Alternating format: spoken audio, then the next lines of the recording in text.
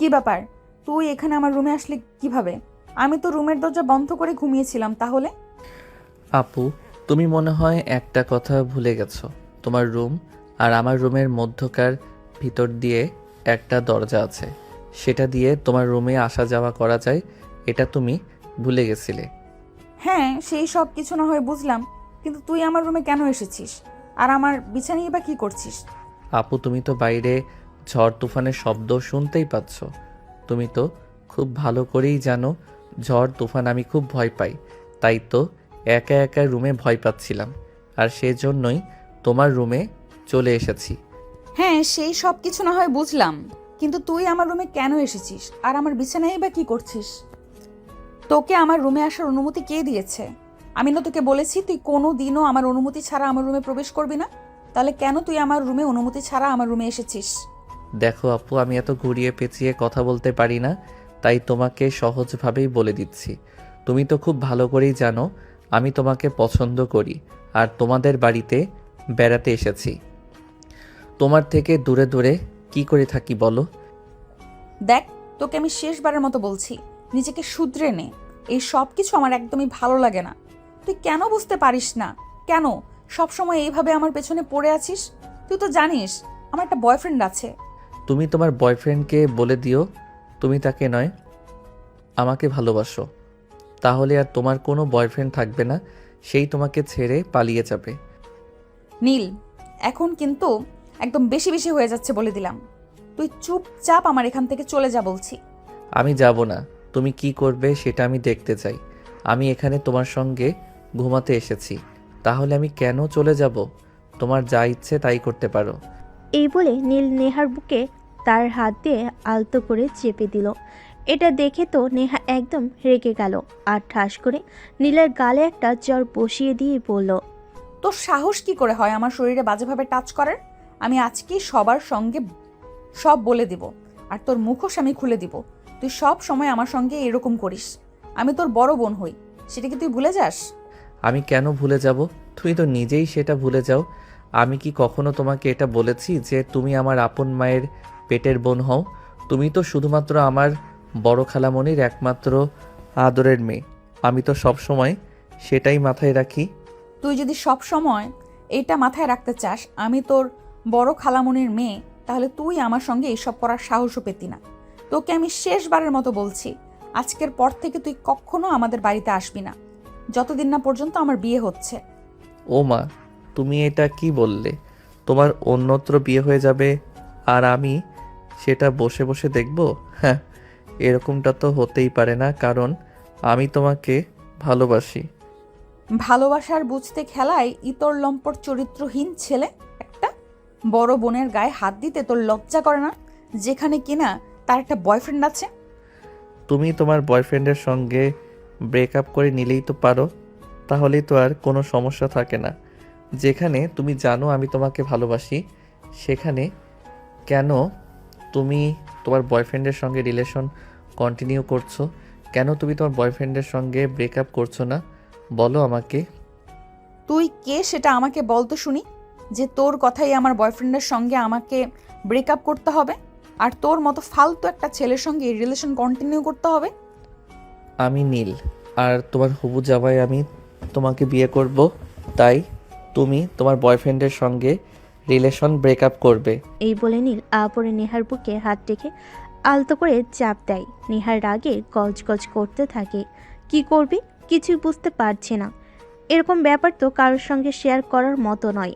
বাড়িতে তার আম্মু থাকে, আম্মুকে যদি এসব বলে তাহলে তার আম্মু উল্টো তাকে বকাবকি করবে। কারণ নীল সবার সামনে খুবই ভালো আর ভদ্র একটা ছেলে।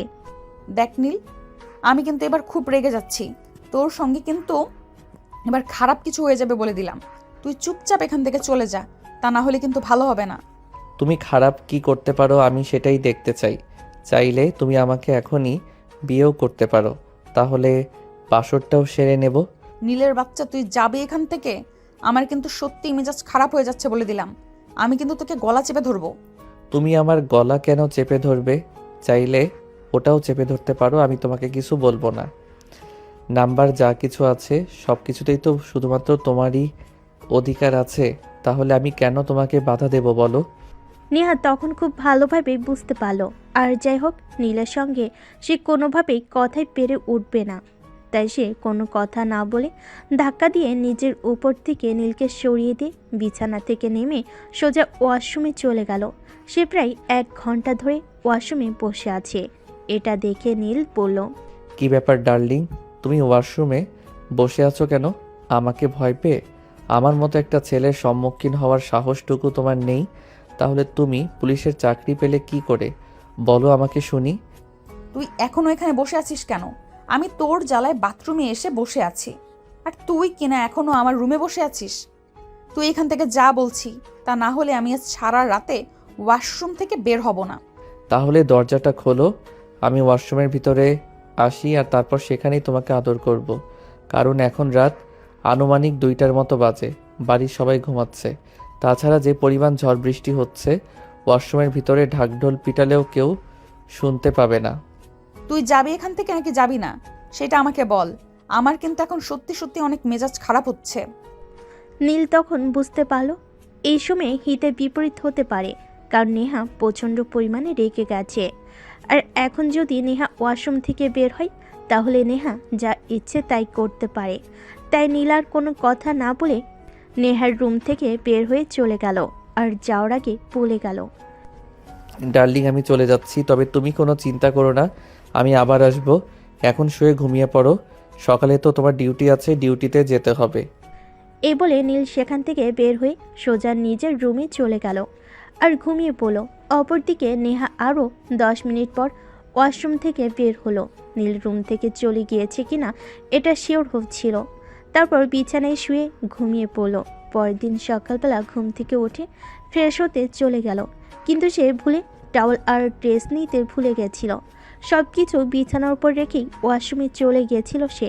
তাই সে তার আম্মুকে ডাকছিল, আম্মু, ওই আম্মু, কোথায় তুমি? আমি টাওয়াল আর ড্রেস নিতে ভুলে গেছি, সব কিছু আমার বিছানার উপর রাখা আছে, একটু দিয়ে যাবে? আমি পারবো না, তোর রুমে কেউ নেই। তুই রুমে এসে ড্রেস চেঞ্জ কর, আমি রান্নার ঘরে রান্নার কাজ করছি। তোর খালামণিকে একটু পরেই চলে যেতে হবে। তোর ভালো বিদেশ থেকে আজকেই ফিরে আসবে, তাই তাড়াতাড়ি রান্না করছি তোর খালামণিকে বিদায় করব বলে।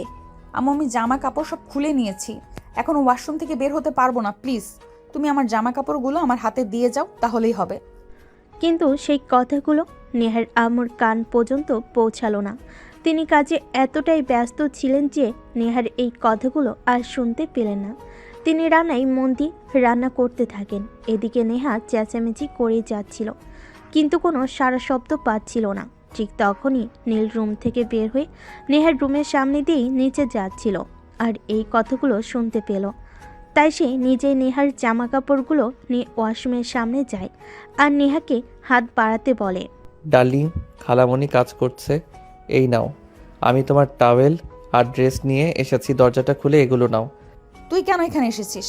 আমি জানি তোর মনে কোনো কুমতলব আছে। আমি তোর কাছ থেকে ড্রেস নেব না, তুই এখান থেকে চলে যা আর আম্মুকে গিয়ে বল আমার ড্রেসগুলো দিয়ে যেতে। তা না হলে তুই এগুলো এখানেই রেখে রুম থেকে বের হয়ে যা। নীলের মনে আসলেই কুমতলব ঘুরছিল, তাই সে এখান থেকে সরে না গিয়ে নেহাকে বলে, আচ্ছা ডার্লিং, ঠিক আছে, কোনো সমস্যা নেই। তুমি যখন আমাকে বিশ্বাস করতে পারছো না, তাহলে এই যে আমি তোমার ড্রেস আর টাওয়েল এখানে রেখে চলে যাচ্ছি। আচ্ছা ঠিক আছে, তুই এখান থেকে চলে যা, আর যাওয়ার সময় দরজাটা বন্ধ করে দিয়ে যাবি। নীল তখন রুমের ভেতর থেকে দরজাটা ভিতর দিয়ে লাগিয়ে দিল। নেহা মনে মনে ভাবল নীল হয়তো এখান থেকে চলে গেছে, তাই সে ওয়াশরুমের দরজা খুলে তার ড্রেস আর টাওয়াল নিতেই চাইছিল। তখনই ড্রেস আর টাওয়াল হাতে নিয়ে নীল ওয়াশরুমের ভেতর ঢুকে পড়ে। এটা দেখে নেহা এক চিৎকার দিতে যাবে, তখনই নীল তার মুখ চেপে ধরে আর বলতে থাকে, চুপ, একদম চিৎকার করবে না। তোমাকে কাপড়বিহীন শরীরে কেমন লাগে সেটা দেখার আমার অনেক দিনের ইচ্ছে, তাই তো সুযোগটাকে হাতছাড়া করলাম না। ওয়াও, তোমাকে তো হেব্বি লাগছে। হায় আল্লাহ, এটা তুই কি করলি? তুই তো আমার সব কিছুই দেখে নিলি, এখন আমি আমার বয়ফ্রেন্ডকে কি জবাব দিব? আমি তো তোমার হবু স্বামী, তাহলে বয়ফ্রেন্ডকে জবাব দেওয়ার কি আছে? তোমাকে দেখতে ইচ্ছে করছিল তাই দেখে নিলাম। তবে যাই বলো না কেন, তোমার বডির প্রত্যেকটা পার্ট কিন্তু জাস্ট ওয়াও। এই বলে নেহার ভেজা শরীরকে নীল টান দিয়ে নিজের সঙ্গে মিশিয়ে দিল, আর নেহার ঠোঁটের সঙ্গে নিজের ঠোঁট দুটো জুড়ে দিল ইচ্ছে মতো। নেহার দুই ঠোঁটে সে কিস করতে লাগলো, আর নেহার সারা শরীরে তার হাত দিয়ে টাচ করতে থাকলো। পরিপূর্ণ বয়সে দুজন যুবক যুবতী একই সঙ্গে রয়েছে, তখন তো আর কেউ কারোর থেকে নিজেকে দূরে রাখার মতো কোনো কারণ নিশ্চয়ই খুঁজে পায় না। নীল নেহাকে নিজের করে কাছে পাবার জন্য নেহাকে নিজের কাছে টেনে নিচ্ছিল, আর নেহা ও নীলের ভালোবাসা পেয়ে এতটাই বিমোহিত হয়ে পড়েছিল যে নিজেকে আর ধরে রাখতে পারল না। সেও নিজেকে নীলের কাছে সঁপে দিতে বাধ্য হলো। দুজনে এমন পর্যায়ে চলে গিয়েছিল যে আর দুজন থেকে কেউই কাউকে আটকে রাখতে পারছিল না। কিন্তু তখনই হঠাৎ নীল নেহাকে ছেড়ে দেয় আর বলে, সরি প্রিয়তমা, সব কিছুর জন্য সরি। আসলে তোমাকে খোলামেলা দেখবার খুব ইচ্ছে ছিল, তাই ওয়াশরুমে ঢুকে পড়েছিলাম। আর তোমাকে এই অবস্থায় দেখে কোনোভাবেই নিজেকে সামলাতে পারছিলাম না। তুই এক্ষুনি আমার চোখের সামনে থেকে দূর হ। আমি তোর চেহারাটাও দেখতে চাইছি না। তুই আমার নিজের আপন খালাতো ভাই হয়ে আমার এত বড় সর্বনাশ করবি, এটা আমি কোনোদিনও ভাবতে পারিনি। তুমি আমাকে একা কেন দোষ দিচ্ছ? এখানে তোমার কোনো দোষ নেই। তুমি কি একবারও আমার থেকে নিজেকে ছাড়িয়ে নেওয়ার চেষ্টা করেছো? তোর মতো রোমান্টিকভাবে যদি কেউ টাচ করতে থাকে, তাহলে কি তাকে দূরে সরিয়ে দেওয়ার মতো ক্ষমতা আমার মতো দুগ্ধ পোষা বালিকার আছে? আমি লোহা, আমি তো চুম্বককে আকর্ষণ করব, এটাই স্বাভাবিক। যাই হোক, তোমার অফিসের টাইম হয়ে গেছে, যাও, এখন নেক্সট টাইম কথা হবে।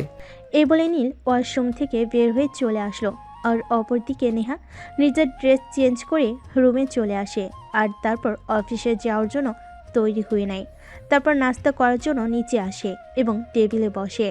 সবাই তখন একসঙ্গে বসে নাস্তা করছে। তখনই নেহার আম্মু নীলের শার্টের উপর চোখ পড়ে, আর সে নীলকে বলে, কি ব্যাপার নীল, তোমার শার্টটা ভেজা কেন? এই তো খালামণি, সকালবেলা যখন ফ্রেশ হতে ওয়াশরুমে গিয়েছিলাম তখন স্লিপ খেয়ে পড়ে গেছিলাম, তাই শার্ট ভিজে গেছে। বুঝলাম, কিন্তু এই ভেজা কাপড়ে থাকলে তো তোমার ঠান্ডা লাগতে পারে। তাহলে তুমি ড্রেস চেঞ্জ করোনি কেন? এক্ষুনি রুমে যাও আর ড্রেস চেঞ্জ করে তারপর খেতে এসো। খালামণি, সেটার কোনো প্রয়োজন হবে না। আমার এখন ড্রেস চেঞ্জ করার কোনো প্রয়োজন নেই। এই তো অল্প একটু ভিজে গেছে, এক্ষুনি শুকিয়ে যাবে। এই বলে নীল খাবার খাওয়া শুরু করলো, আর নেহার পায়ে তার পা দিয়ে খামচি দিয়ে এসাই কিছু একটা বোঝাতে চাইল, কিন্তু নেহা সেদিকে কোনো নজর না দিয়ে নিজের নাস্তা শেষ করলো এবং বাসা থেকে বের হয়ে ডিউটিতে চলে গেল। অপরদিকে নীলের আম্মু ঢাকা থেকে চট্টগ্রামে চলে যাবে, কারণ আজ নীলের বাবা বিদেশ থেকে আসছে। তিনি একটা কাজের জন্য দেশের বাইরে গিয়েছিলেন। কাজ শেষ করে তিনি আজকেই বাংলাদেশে ফিরে আসছেন। নীল খাওয়া দাওয়া শেষ করে নিজের রুমে এসে বসে রইল। তখনই হঠাৎ তার ফোনে ছোট্ট একটা মেসেজ পেল। আজ যা করেছিস তা কিন্তু একদম বেশি হয়ে গেছে। আশা করি আজকের পর তুই কখনোই এমন করবি না। তাহলে কিন্তু তুই জানিস না আমি তোর সঙ্গে কি করব।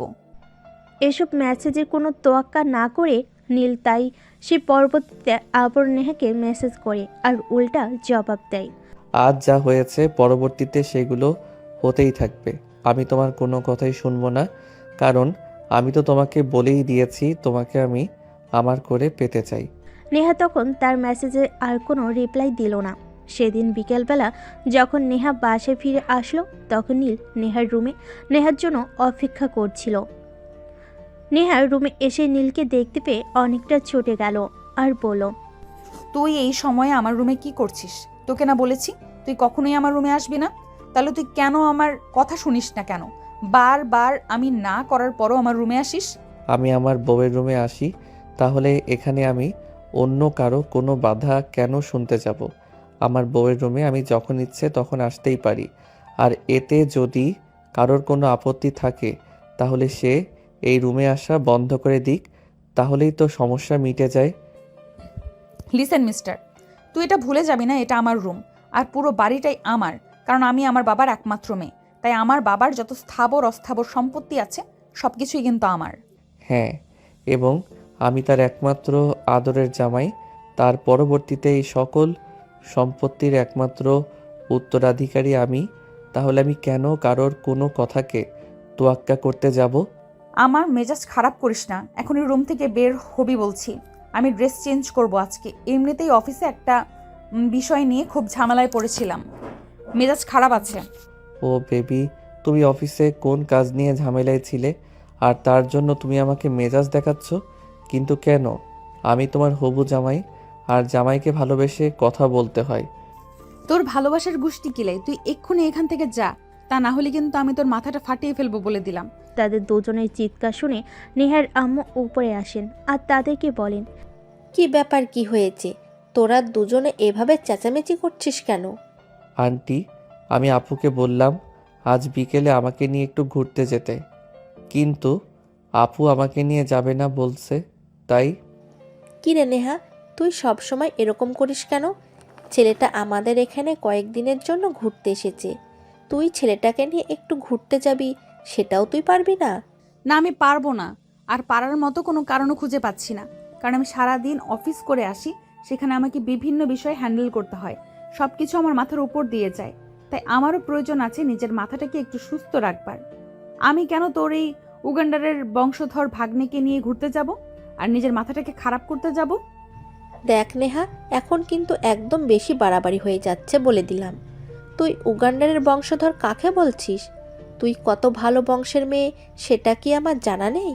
তোকে শেষবারের মতো বলে দিচ্ছি, আমার ভাগ্নের সঙ্গে একদম খারাপ আচরণ করবি না, তাহলে কিন্তু আমার চাইতে খারাপ কেউ হবে না, বলে দিলাম।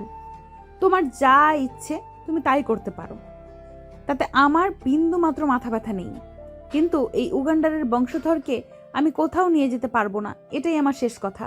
এই বলে নেহা আলমারি থেকে নিজের কাপড় চোপড় বের করে সোজা ওয়াশরুমে ঢুকে গেল। আর প্রায় 20 মিনিট পর ওয়াশরুম থেকে বের হলো। সে দেখতে পেল নীল তখনও তার রুমের ভিতর বসে আছে। তাই সে নীলকে বলে, কি ব্যাপার, তুই এখনো এখানে বসে আছিস কেন? তুই এখনো রুম থেকে যাসনি কেন? এই যে আন্টি বলে গেল তুমি আমাকে নিয়ে ঘুরতে যাবে, তাই। আমি না তোকে বলেছি আমি তোকে নিয়ে ঘুরতে যেতে পারবো না? তাহলে তুই কেন এখানে বসে আছিস? তোর কি আমার কথা গায়ে লাগে না? না বেবি, তোমার কথা আমার গায়ে লাগে না, তোমার কথা আমার মনে লাগে, কারণ তুমি তো আমার মনের মানুষ। তোমার সব কথা আমি আমার মনের ভিতর গেঁথে রাখি। নির্লজ্জ বেহায়া একটা। এই যে এত কথা বলি তারপরও কোনো লাজ লজ্জা নেই। আমার কেন লাজ লজ্জা থাকতে যাবে? আমি কি কাপড় ছাড়া তোমার সামনে দাঁড়িয়ে আছি নাকি? তাছাড়া লজ্জা হলো মেয়েদের ভূষণ, ছেলেদের নয়। আমার কেন লজ্জা করবে? তুমি নিজেই সেটা বলো। তোর সঙ্গে কথা বলাই অনর্থক, তোর সঙ্গে কথা বলার কোনো যুক্তিই হয় না। এই কথা বলে নেহার রুম থেকে বের হয়ে কিচেনে চলে গেল আর খাবার গরম করে নিজের খাবারটা খেয়ে নিল। তারপর রুমে এসে শুয়ে পড়ল। সন্ধেবেলা ঘুম থেকে উঠে একটু বাগানের দিকে হাঁটাহাঁটি করছিল।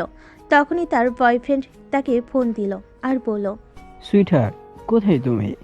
এই তো বাড়ির বাইরে বাগানে হাঁটাহাঁটি করছি। তুমি কোথায়? এই তো তোমার বাসার সামনে যে ক্যাফেটা আছে ওইখানে বসে আছি। আসবে একটু বাইরে, তোমার সঙ্গে এক কাপ কফি খাবো। ঠিক আছে, কোনো সমস্যা নেই, তুমি অপেক্ষা করো, আমি 5 মিনিটের মধ্যেই আসছি। এই কথা বলে নেহা বাগান থেকে এসে ড্রেস চেঞ্জ করলো আর রেডি হয়ে যেই না বের হতে যাবে তখনই নীল সামনে এসে দাঁড়ালো আর বলল, কি ব্যাপার বেবি, কোথায় যাচ্ছ তুমি? আমিও তোমার সঙ্গে যাব, তোমাকে একা একা যেতে দেব না। আমি তোকে আমার সঙ্গে নিতে পারবো না। আমি আমার বয়ফ্রেন্ডের সঙ্গে দেখা করতে যাচ্ছি, আর আমি খুব ভালো করে জানি তোকে সেখানে নিয়ে গেলে তুই নিশ্চিত একটা ঝামেলা করবি। আমি সেটা চাই না। গড প্রমিস বেবি, আমি কোনো ঝামেলা করব না। তুমি আমাকে তোমার সঙ্গে নিয়ে যাও, আমি শুধু তোমার বয়ফ্রেন্ডের সঙ্গে দুটো কথা বলবো। তুই বললি আর আমি মেনে নিলাম? এরকমটা হতে পারে না, কারণ আমি খুব ভালো করে জানি তুই গিরিঞ্জিবাজ। কারণ আমি জানি তুই গিরিঙ্গিবাজ একটা ছেলে, যেখানেই যাবি সেখানেই গিরিঙ্গি বাজাবি। প্লিজ বেবি, বিলিভ মি, আমি সেরকম কিছুই করব না। আমি শুধু তোমার সঙ্গে যাব আর তোমার বয়ফ্রেন্ডের সঙ্গে দুটো কথা বলেই চলে আসব, এর বেশি কিছুই না।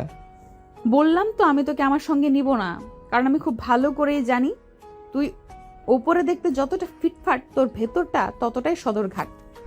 এভাবেই দুজনের মধ্যে কথোপকথন চলছিল। নেহা নীলকে কোনোভাবেই নিজের সঙ্গে নেবে না আর নীল নেহার সঙ্গে যাবেই। এসব কথা কাটাকাটি শুনে নেহার আম্মু সেখানে আসলো আর বলল, কি ব্যাপার, কি হয়েছে? তোরা দুজনে এভাবে কথা কাটাকাটি করছিস কেন? তোদের সমস্যাটা কি বলতো শুনি। আন্টি, আপু তার এক বন্ধুর সঙ্গে দেখা করতে যাচ্ছে। আমি বললাম আমাকে সঙ্গে নিয়ে যেতে, কিন্তু সে আমাকে সঙ্গে নিতে রাজি হচ্ছে না। কি ব্যাপার নেহা, কি সমস্যা তোমার? আমি তো তোমার সমস্যাটাই বুঝতে পারছি না। ছেলেটা তোমার সঙ্গে যেতে চাইছে, তুমি কেন এই ছেলেটাকে তোমার সঙ্গে নিতে চাইছো না? এর কারণ একটাই, আমি এই ছেলেটাকে আমার সঙ্গে নিয়ে গেলে আমি নিশ্চিত ও ওখানে একটা ঝামেলা বাঁধাবে, আর আমি সেটা চাই না। আমি কোনো কথা শুনতে চাই না। তুমি নীলকে তোমার সঙ্গে নিয়ে যাবে, এটাই জানি। তোর কি মাথা খারাপ হয়ে গেছে? আমি এই ছেলেটাকে আমার সঙ্গে নিয়ে যাব আর আমার বন্ধুর সামনে আমার মা নিচে সব পাংচার করে দেবে? এটা আমি পারবো না। আমি তোমাকে কি বলেছি তুমি সেটা শুনতে পাওনি? তোমাকে তো বলেছি তুমি নীলকে সঙ্গে নিয়ে তারপর বাইরে যাবে, তা না হলে তোমার বাইরে যাওয়া বন্ধ। এটা আমি তোমাকে বলে দিলাম। আল্লাহ, এটা আমি কোন ঝামেলায় পড়লাম সেটাই বুঝতে পারছি না। ঠিক আছে, আয় আমার সঙ্গে, কিন্তু খবরদার একটা কথা বলে দিচ্ছি, ওখানে গিয়ে কিন্তু কোনো রকম সিনক্রেট করবি না, তাহলে কিন্তু খারাপ হবে, বলে দিলাম। আমি তো সবসময়ই ভালো একটা ছেলে, আমি কি কখনো কোনো সিন ক্রিয়েট করতে পারি? আই প্রমিসড আমি কোনো সিন ক্রিয়েট করব না, তুমি শুধু তোমার সঙ্গে আমাকে নিয়ে যাও। অতঃপর নীল আর নেহা দুজনেই একসঙ্গে বাসা থেকে বের হলো। আর তারপর পায়ে হেঁটে হেঁটে ওরা ক্যাফেতে চলে আসলো। আসলে ক্যাফেটা নেহার বাসা থেকে মাত্র 2 মিনিটের দূরত্বে ছিল, তাই তারা হেঁটে হেঁটে চলে আসলো। ক্যাফেতে এসে নেহা তার বয়ফ্রেন্ডের সঙ্গে গিয়ে বসলো আর নীলকে অপর পাশের চেয়ারে বসতে বলল। সেটা দেখে নীল বলল, কি ব্যাপার বেবি, তুমি আমার গার্লফ্রেন্ড, তুমি আমার পাশে বসবে? তুমি কেন ওই ছেলেটার পাশে গিয়ে বসেছো? তুমি ওইখান থেকে উঠে আমার পাশে এসে বসো। দেখ নীল, এখন কিন্তু একদম বেশি বাড়াবাড়ি হয়ে যাচ্ছে। আমি তোকে আগেই বলেছিলাম আমি তোকে এখানে নিয়ে আসবো না, কিন্তু তারপরেও তুই জোর করে এখানে এসেছিস। কি ঝামেলা পাকানোর জন্য? তখন নীল কিছু একটা বলতে চাইছিল, কিন্তু হৃদয় সেটার সুযোগ না দিয়ে বলল, কি ব্যাপার বেবি, এই ছেলেটা কে? আর একে কেন এখানে নিয়ে এসেছো? আমরা এখানে কথা বলার জন্য এসেছি, এটাকে কেন কাবাবের হাড্ডি বানানোর জন্য এনেছো? আর বলো না বেবি, আমি আনতে চাইনি, এই উগান্ডারের বংশধর জোর করে আমার সঙ্গে চলে এসেছে। জানো, এখন কিন্তু একদম বেশি বেশি হয়ে যাচ্ছে, বলে দিলাম। তুমি আমাকে তোমার বন্ধুর সামনে অপমান করতে পারো না।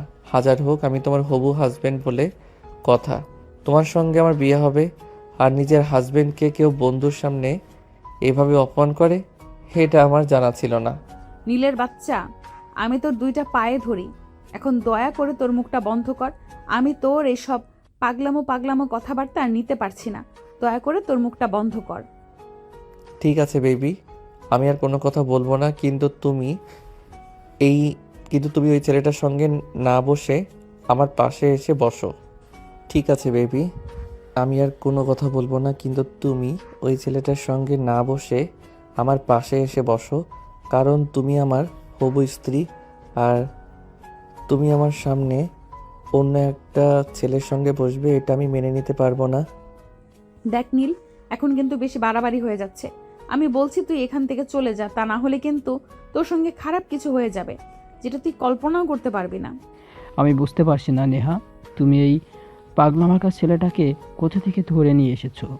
আমি তোমার সঙ্গে দেখা করে কথা বলতে চেয়েছি, আর সেখানে তুমি একটা কাবাবের হাড্ডি জুটিয়ে এনেছো। প্লিজ হৃদয়, তুমি রাগ করো না, আমি এটাকে আনতে চাইনি। সে নিজেই জোর করে আমার সঙ্গে চলে এসেছে। আমি 1000 বার বলেছি এখানে এসে কোনো ঝামেলা করা চলবে না, কিন্তু তারপরেও সে এটাই করছে। আমি কি করব বলো? না, এখানে তুমি কি করবে? তোমার তো কিছুই করার নেই। তুমি এটাকে কেন ধরে নিচ্ছ সেটাই আমাকে বল। আমি কতবার তোমাকে বলেছি যখন তুমি আর আমি দেখা করবো তখন যেন আমাদের সঙ্গে অন্য কেউ না থাকে। হ্যাঁ, আমি এই জন্যই এসেছি, যেন আজকের পর থেকে আর আমার বউয়ের সঙ্গে আপনি দেখা করতে না আসেন, সেটাই বলতে এসেছি আপনাকে। কারণ বউকে ভালোবাসার অধিকার শুধু আমারই রয়েছে। আমি চাই না আমার বউকে অন্য কেউ ভালোবাসুক। নেহা, আমি বুঝতে পারছি না এই ছেলেটা এসব কি বলতেছে। আমি তোমাকে বিয়ে করব বলে ঠিক করে রেখেছি অলরেডি। আমি আমার ফ্যামিলিতে জানিয়েছি, তারা বলেছে কিছুদিনের মধ্যেই তোমার আম্মুর সঙ্গে দেখা করে কথা বলবে। এই তুমিও না একদম যা ইচ্ছে তাই। এই পাগল মার কাছে এইটার কথাই তুমি বিশ্বাস করে ফেলেছে। এ তো উল্টাপাল্টা বকছে, এর মাথা ঠিক নেই। তুমি কেন এর কথা বিশ্বাস করছো? দেখাবো। তুমি আর যাই হোক সবার সামনে আমাকে পাগল প্রমাণিত করতে যেও না, তাহলে কিন্তু তুমি নিজেই পাগল হয়ে যাবে। কারণ আমি তোমার হবু হাজবেন্ড, আর হবু হাজবেন্ডকে কেউ সবার সামনে এভাবে ছোট করে কথা বলে না। তোর হাজবেন্ডের গুষ্টি কিলাই, তুই এক্ষুনি আমার চোখের সামনে থেকে দূর হ, না হলে কিন্তু খুব খারাপ হবে, আমি তোকে বলে দিলাম। কিন্তু কে শোনে কার কথা? নীল তার মতো বকবক করেই চলেছে। অপরদিকে হৃদয় নীলের এসব কথাবার্তা শুনে সেখান থেকে উঠে চলে গেল।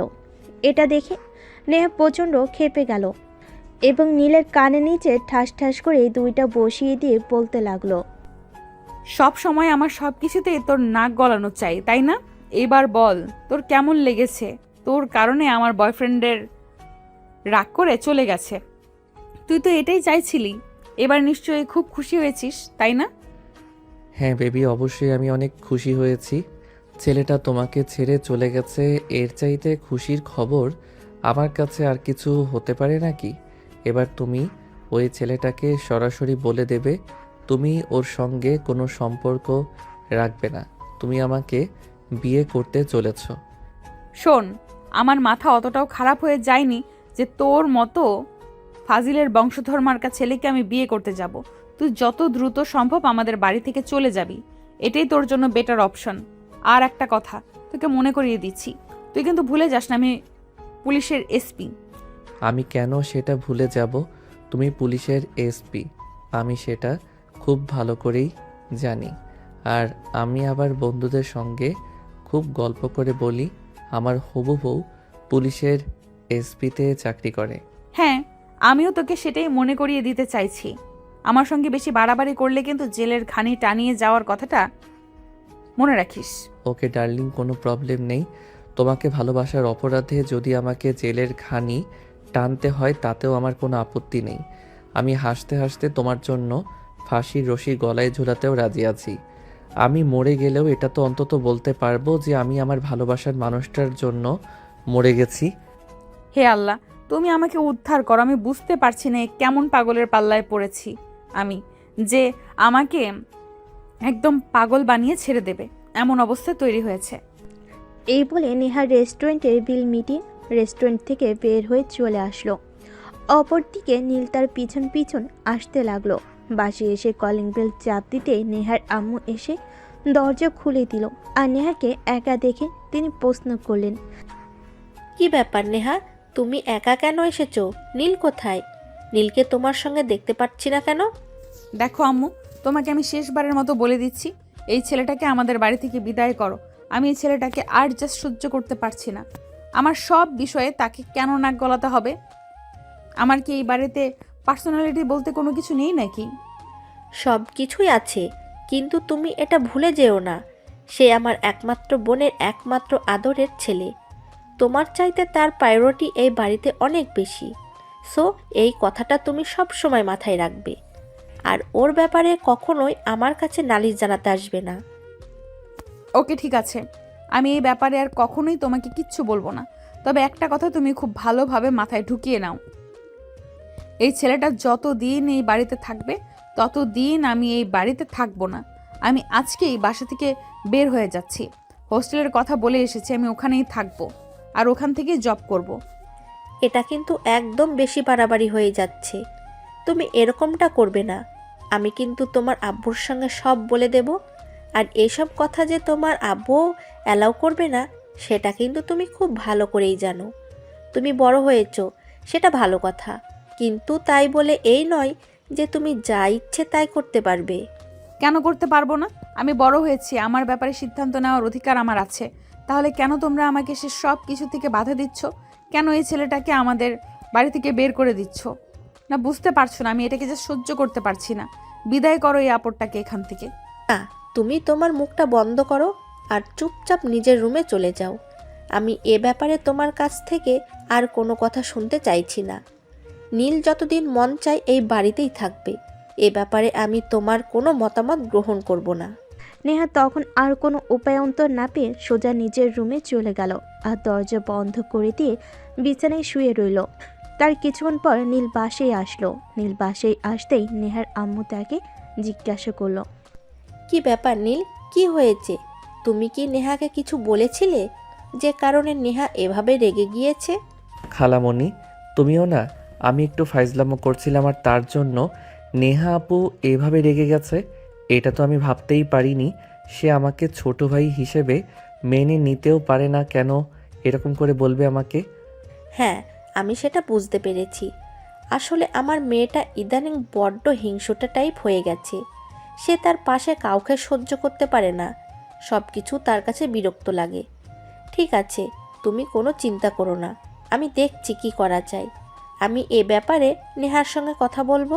আচ্ছা খালামণি, তুমি আমাকে একটা কথা বলো, আমি কোন দিক থেকে অযোগ্য যে তোমার মেয়েকে বিয়ে করলে সুখে রাখতে পারবো না? ও আচ্ছা, এই ব্যাপার। তাহলে তুমি বিষয়টা এতক্ষণে বুঝতে পেরেছি। তুমি নেহাকে এ ব্যাপারে কিছু বলেছিলে আর তাই নিয়ে এভাবে রেগে গিয়েছে। হ্যাঁ খালামণি, নেহা আপু তোর বয়ফ্রেন্ডের সঙ্গে দেখা করতে গেছিল আর সেখানেই আমি এ ব্যাপারে কথা বলছিলাম, তাই নেহা আপু এভাবে রেগে গেছে। প্লিজ তুমি ওকে বুঝিয়ে বলো না। সত্যি বলছি, নেহা আপুকে আমার খুব ভালো লাগে। হয়তো তোমার ফাজলামো মার্কা কথাবার্তা আমি অনেক শুনেছি, আর তোমার ফাজলামো মার্কা কথাবার্তা শুনতে চাই না। তুমি এখান থেকে চুপচাপ রুমে চলে যাও আর বিশ্রাম নাও। রাতের খাবার তৈরি হলে আমি তোমাকে ডেকে নেব। আর একটা কথা, তুমি কিন্তু নেহার সঙ্গে এ ব্যাপারে আর কোনো ঝামেলায় জড়াবে না। খালামণি, আমি যেখানে থাকবো সেখানে ঝামেলা না হয়ে থাকতে পারে। তুমি কোনো চিন্তা করো না, আমি একটা না হোক 100টা ঝামেলা তৈরি করব। আর হ্যাঁ শাশুড়ি আন্টি, একটা কথা শুনে রাখো, আমি কিন্তু তোমার মেয়েকে বিয়ে করতে চাই। তুই যাবি এখান থেকে? বড় হচ্ছিস আর বাদরামি বেড়েই চলেছে। চুপচাপ রুমে যা আর বিশ্রাম নে। তখন সেখান থেকে রুমে চলে আসে আর বিছানায় লম্বা হয়ে শুয়ে একটা ঘুম দেয়। যখন ঘুম ভাঙে তখন রাত আনুমানিক 10টা। নেহা তাকে ডাকতে এসেছিল, কিন্তু সে ঘুম থেকে উঠছিলই না। তাই পাশে থাকার জগ থেকে তার মুখের উপর পানি ছুঁড়ে মারল। এটা দেখে নীল একদম চিৎকার করে উঠল। খালামণি, ও খালামণি, কোথায় তুমি? তোমাদের বাসার ছাদ ফুটো হয়ে গেছে। এই দেখো, আমার মুখের উপর পানি পড়ছে। তাড়াতাড়ি বাসার ছাদ ঠিক করো। চুপ কর হারামজাদা, এখন চুপচাপ বিছানা থেকে উঠ। আমি সে কখন থেকে রাতের খাবার খাওয়ার জন্য তোকে ডাকতে এসেছি, তুই তো ঘুমিয়ে যাচ্ছিস, তাই তো তোর মুখে আমি পানি ঢালতে হলো। দেখো নেহা আপু, এটা কিন্তু একদম বেশি বাড়াবাড়ি হয়ে গেল। তুমি কেন আমার মুখে পানি ঢাললে? আমি কি তোমাকে বলেছিলাম আমি ঘুম থেকে না উঠলে আমার মুখে পানি ঢেলে আদর করে আমাকে ঘুম থেকে উঠাতে? আমি যে তোমার বিয়ে করা জামাই নই। এই দেখ, তুই সবসময় এত বেশি কথা কেন বলিস বলতো? আমি কি তোকে বলেছি তুই আমার জামাই লাগিস? তাই তোকে আমি ঘুম থেকে ডাকতে এসেছি। আম্মু সেই তখন থেকে তোকে ডাকছে, কিন্তু তুই কোনো সাড়া শব্দ দিচ্ছিস না, তাই তো আমি নিজেই তোকে ডাকতে এলাম। দেখো, এত কথা লুকানোর চেষ্টা করো না। আমি খুব ভালোভাবেই বুঝতে পারি তুমিও আমাকে ভালোবাসো। তাই তো আমি খাবার খেতে যাচ্ছি না দেখে আমাকে ডাকতে এলে, কারণ তোমার একা একা খাবার গলা দিয়ে নামবে না। দেখ, তোকে ডাকতে আসাটাই আমার ভুল হয়েছে। আমি কেন তোকে ডাকতে আসলাম? তুই খেলে খাবি না খেলে নাই, তাতে আমার কি আসে যায়? এই বলে নিহার রুম থেকে বের হয়ে চলে যেতে চাইছিল, কিন্তু নীল সেটা হতে না দিয়ে পিছন থেকে নেহার হাত ধরে টান দিয়ে তার বুকের উপরে ফেলে দিল। একদম নেহার ঠোঁট দুটো নীলের ঠোঁটের ভিতর ঢুকে গেল আর নীল তার ঠোঁট দুটো কামড়ে ধরল। নেহা তার থেকে ছাড়ানোর চেষ্টা করছিল, কিন্তু নীল অনেক জোরে কামড়ে ধরে আছে, যাতে নেহার ঠোঁটে একদম নীলের দাঁতের স্পষ্ট বসে গেছে। নীল অনেকক্ষণ সময় নিয়ে নেহার ঠোঁট চুষে চুষে খাচ্ছিল। অপরদিকে নেহার রাগে গজগজ করতে করতে কোনো রকমে শক্তি খাটিয়ে নীলের থেকে নিজের ঠোঁট দুটোকে উদ্ধার করলো আর বলতে লাগলো, কি করলি এটা তুই? আমার ঠোঁটে কিস করলি কেন? আর এমনভাবে কামড় দিয়েছিস আমার ঠোঁটে তো একদম স্পষ্ট দাগ পড়ে গেছে। হ্যাঁ, তো কি হয়েছে? এই ঠোঁট দুটোতে শুধুমাত্র আমার অধিকার রয়েছে, তাই তো আমি কিস করলাম। আর একটা কথা মনে রেখো, তুমি কিন্তু তোমার বয়ফ্রেন্ডকে কোনোভাবেই এই ঠোঁট দুটোতে টাচ করতে দেবে না। নীলের বাচ্চা, একদম মাথা খারাপ করিস না বলে দিলাম। আমি কি কখনো তোকে বলেছি আমি তোকে বিয়ে করব? আমি তোর বয়ফ্রেন্ডকে কথা দিয়েছি আমি আমার বয়ফ্রেন্ডকে বিয়ে করব। আমি আমার বয়ফ্রেন্ডকে কথা দিচ্ছি আমি আমার বয়ফ্রেন্ডকে বিয়ে করব। আর আমি আমার ব্যাপারে তোর সঙ্গে কেন কথা বলছি? তুই কে বলতো? আরে জানেমান, তুমি একটা কথা কেন বারবার বলে যাও? আমি তোমার হবু হাজবেন্ড, তুমি আমাকে বিয়ে করতে চলেছো, আর আমি তোমাকে এই কথাটা কেন বারবার তোমাকে আমার মনে করিয়ে দিতে হয় বলবে আমায়? তোর বিচার গুষ্টি কিলাই। তুই কাল সকালের মধ্যে আমাদের বাড়ি থেকে চলে যাবি, এটাই শেষ কথা। আর এখন বিছানা থেকে নেমে ডাইনিং রুমে আয়। এই বলে নেহা সেখান থেকে চলে গেল। আর নীল ওয়াশরুমে গিয়ে ফ্রেশ হয়ে তারপর ডাইনিং টেবিলে গেল খাবার খাওয়ার জন্য। এদিকে নেহা মুখ কালো করে বসে আছে। এটা দেখে নেহার আম্মু বলল, কি ব্যাপার নেহা, কি হয়েছে? কি সমস্যা তোমার? আমি ইদানিং লক্ষ্য করেছি তুমি কখনোই হাসি মুখে কারোর সঙ্গে কথা বলো না, সব সময় চুপচাপ থাকো, নয়তো মুখটাকে একদম বাংলার পাঁচের মতো করে রাখো। আমার মুখ কেমন করে রাখলাম না রাখলাম সেটা একান্তই আমার ব্যক্তিগত ব্যাপার, তাতে তোমার মাথা ঘামাবার কোনো কারণ নেই। তোমরা যেটাকে নিয়ে মাথা ঘামাচ্ছ সেটাকে নিয়েই থাকো। আমি তোমাদেরকে কতবার বলেছি নীলকে আমাদের বাড়ি থেকে চলে যেতে বলো, কিন্তু তোমরা কি আদৌ সেটা করেছো? আমি বুঝতে পারছি না কি সমস্যা তোমার। নীল আমাদের বাড়িতে এসেছে কয়েকদিন ঘুরে বেড়ানোর জন্য, তারপর তো এখান থেকে চলে যাবে। তাহলে তোমার সমস্যাটা কোথায় সেটা বলো তো শুনি। আমার কোনো সমস্যা নেই, তোমাদের যা ইচ্ছে তোমরা তাই করো, কিন্তু এই ছেলেটার ব্যাপারে আমাকে কখনোই কোনো কিছু বলবে না। আমি এর কোনো কাজ করে দিতে পারবো না, তো এই ছেলেটাকে আমার রুমে প্রবেশ করতে পারবে, তাহলেই হবে। না, আমি খুব ভালোভাবে বুঝতে পারছি ইদানিং তুমি খুব বেশি বার বেড়েছ। তোমাকে কোনো কথাই শোনানো যায় না, তুমি বরাবরই এরকম করে থাকো। কেন বলো তো, কি সমস্যা তোমার? আমার কোনো সমস্যা নেই, যত সমস্যা এই ছেলেটার। এই ছেলেটা পারমিশন ছাড়া আমার রুমে ঢুকে যাবে, আমার জিনিসপত্রে হাত দেবে, আমার ব্যাপারে ইন্টারফেয়ার করবে। এগুলো আমার জাস্ট মেনে নেওয়া সম্ভব না। দেখো নেহাপু, আমাকে তোমার পছন্দ নয় সেটা ভালো কথা। তুমি আমাকে সরাসরি বলে দাও আমি তোমাদের এই বাড়িতে আর কোনো দিনও আসবো না, কিন্তু তুমি এভাবে খালামণির কাছে আমাকে ছোট করবে না, এটা তোমাকে আমি বলে দিলাম। করব, 100 বার করব, আমার যা ইচ্ছে আমি তাই করব। তার জন্য কি আমি তোর কাছে কোনো কৈফিয়ত দেব নাকি? তুই কে রে আমি তোর কাছে কোনো কৈফিয়ত দিতে যাব? এরপর নেহার চিৎকার চেঁচামেচি শুরু করলো, কিন্তু নীল তার কথার কোনো উত্তর দিল না। কারণ এখানে নেহার আম্মু দাঁড়িয়ে আছে, কথা বলতে গেলেই ধরা পড়ে যাবে। তাই সে চুপচাপ খাবার শেষ করে রুমে চলে গেল। এদিকে নেহা তার খাওয়া শেষ করে রুমে চলে আসলো আর বিছানায় শুয়ে মোবাইল টিপাটিপি করছিল। তখনই তার বয়ফ্রেন্ড তাকে কল করলো।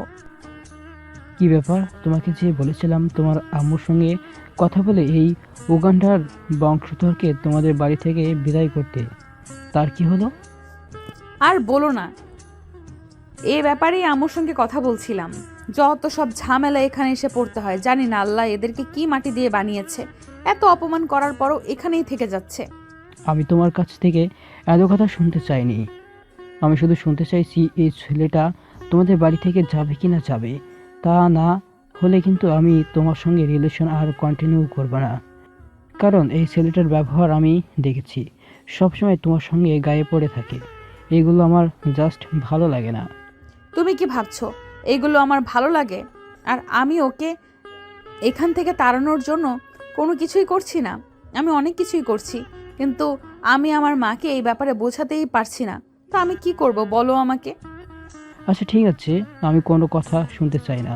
আমি শুধু জানি আগামীকাল সকাল হলে এই ছেলেটা আর তোমাদের বাড়িতে থাকবে না, এখান থেকে চলে যাবে, ব্যাস এইটুকুই।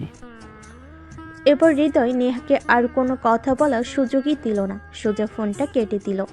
অপরদিকে নেহা মোবাইল টিপতে টিপতে ঘুমিয়ে পড়ল।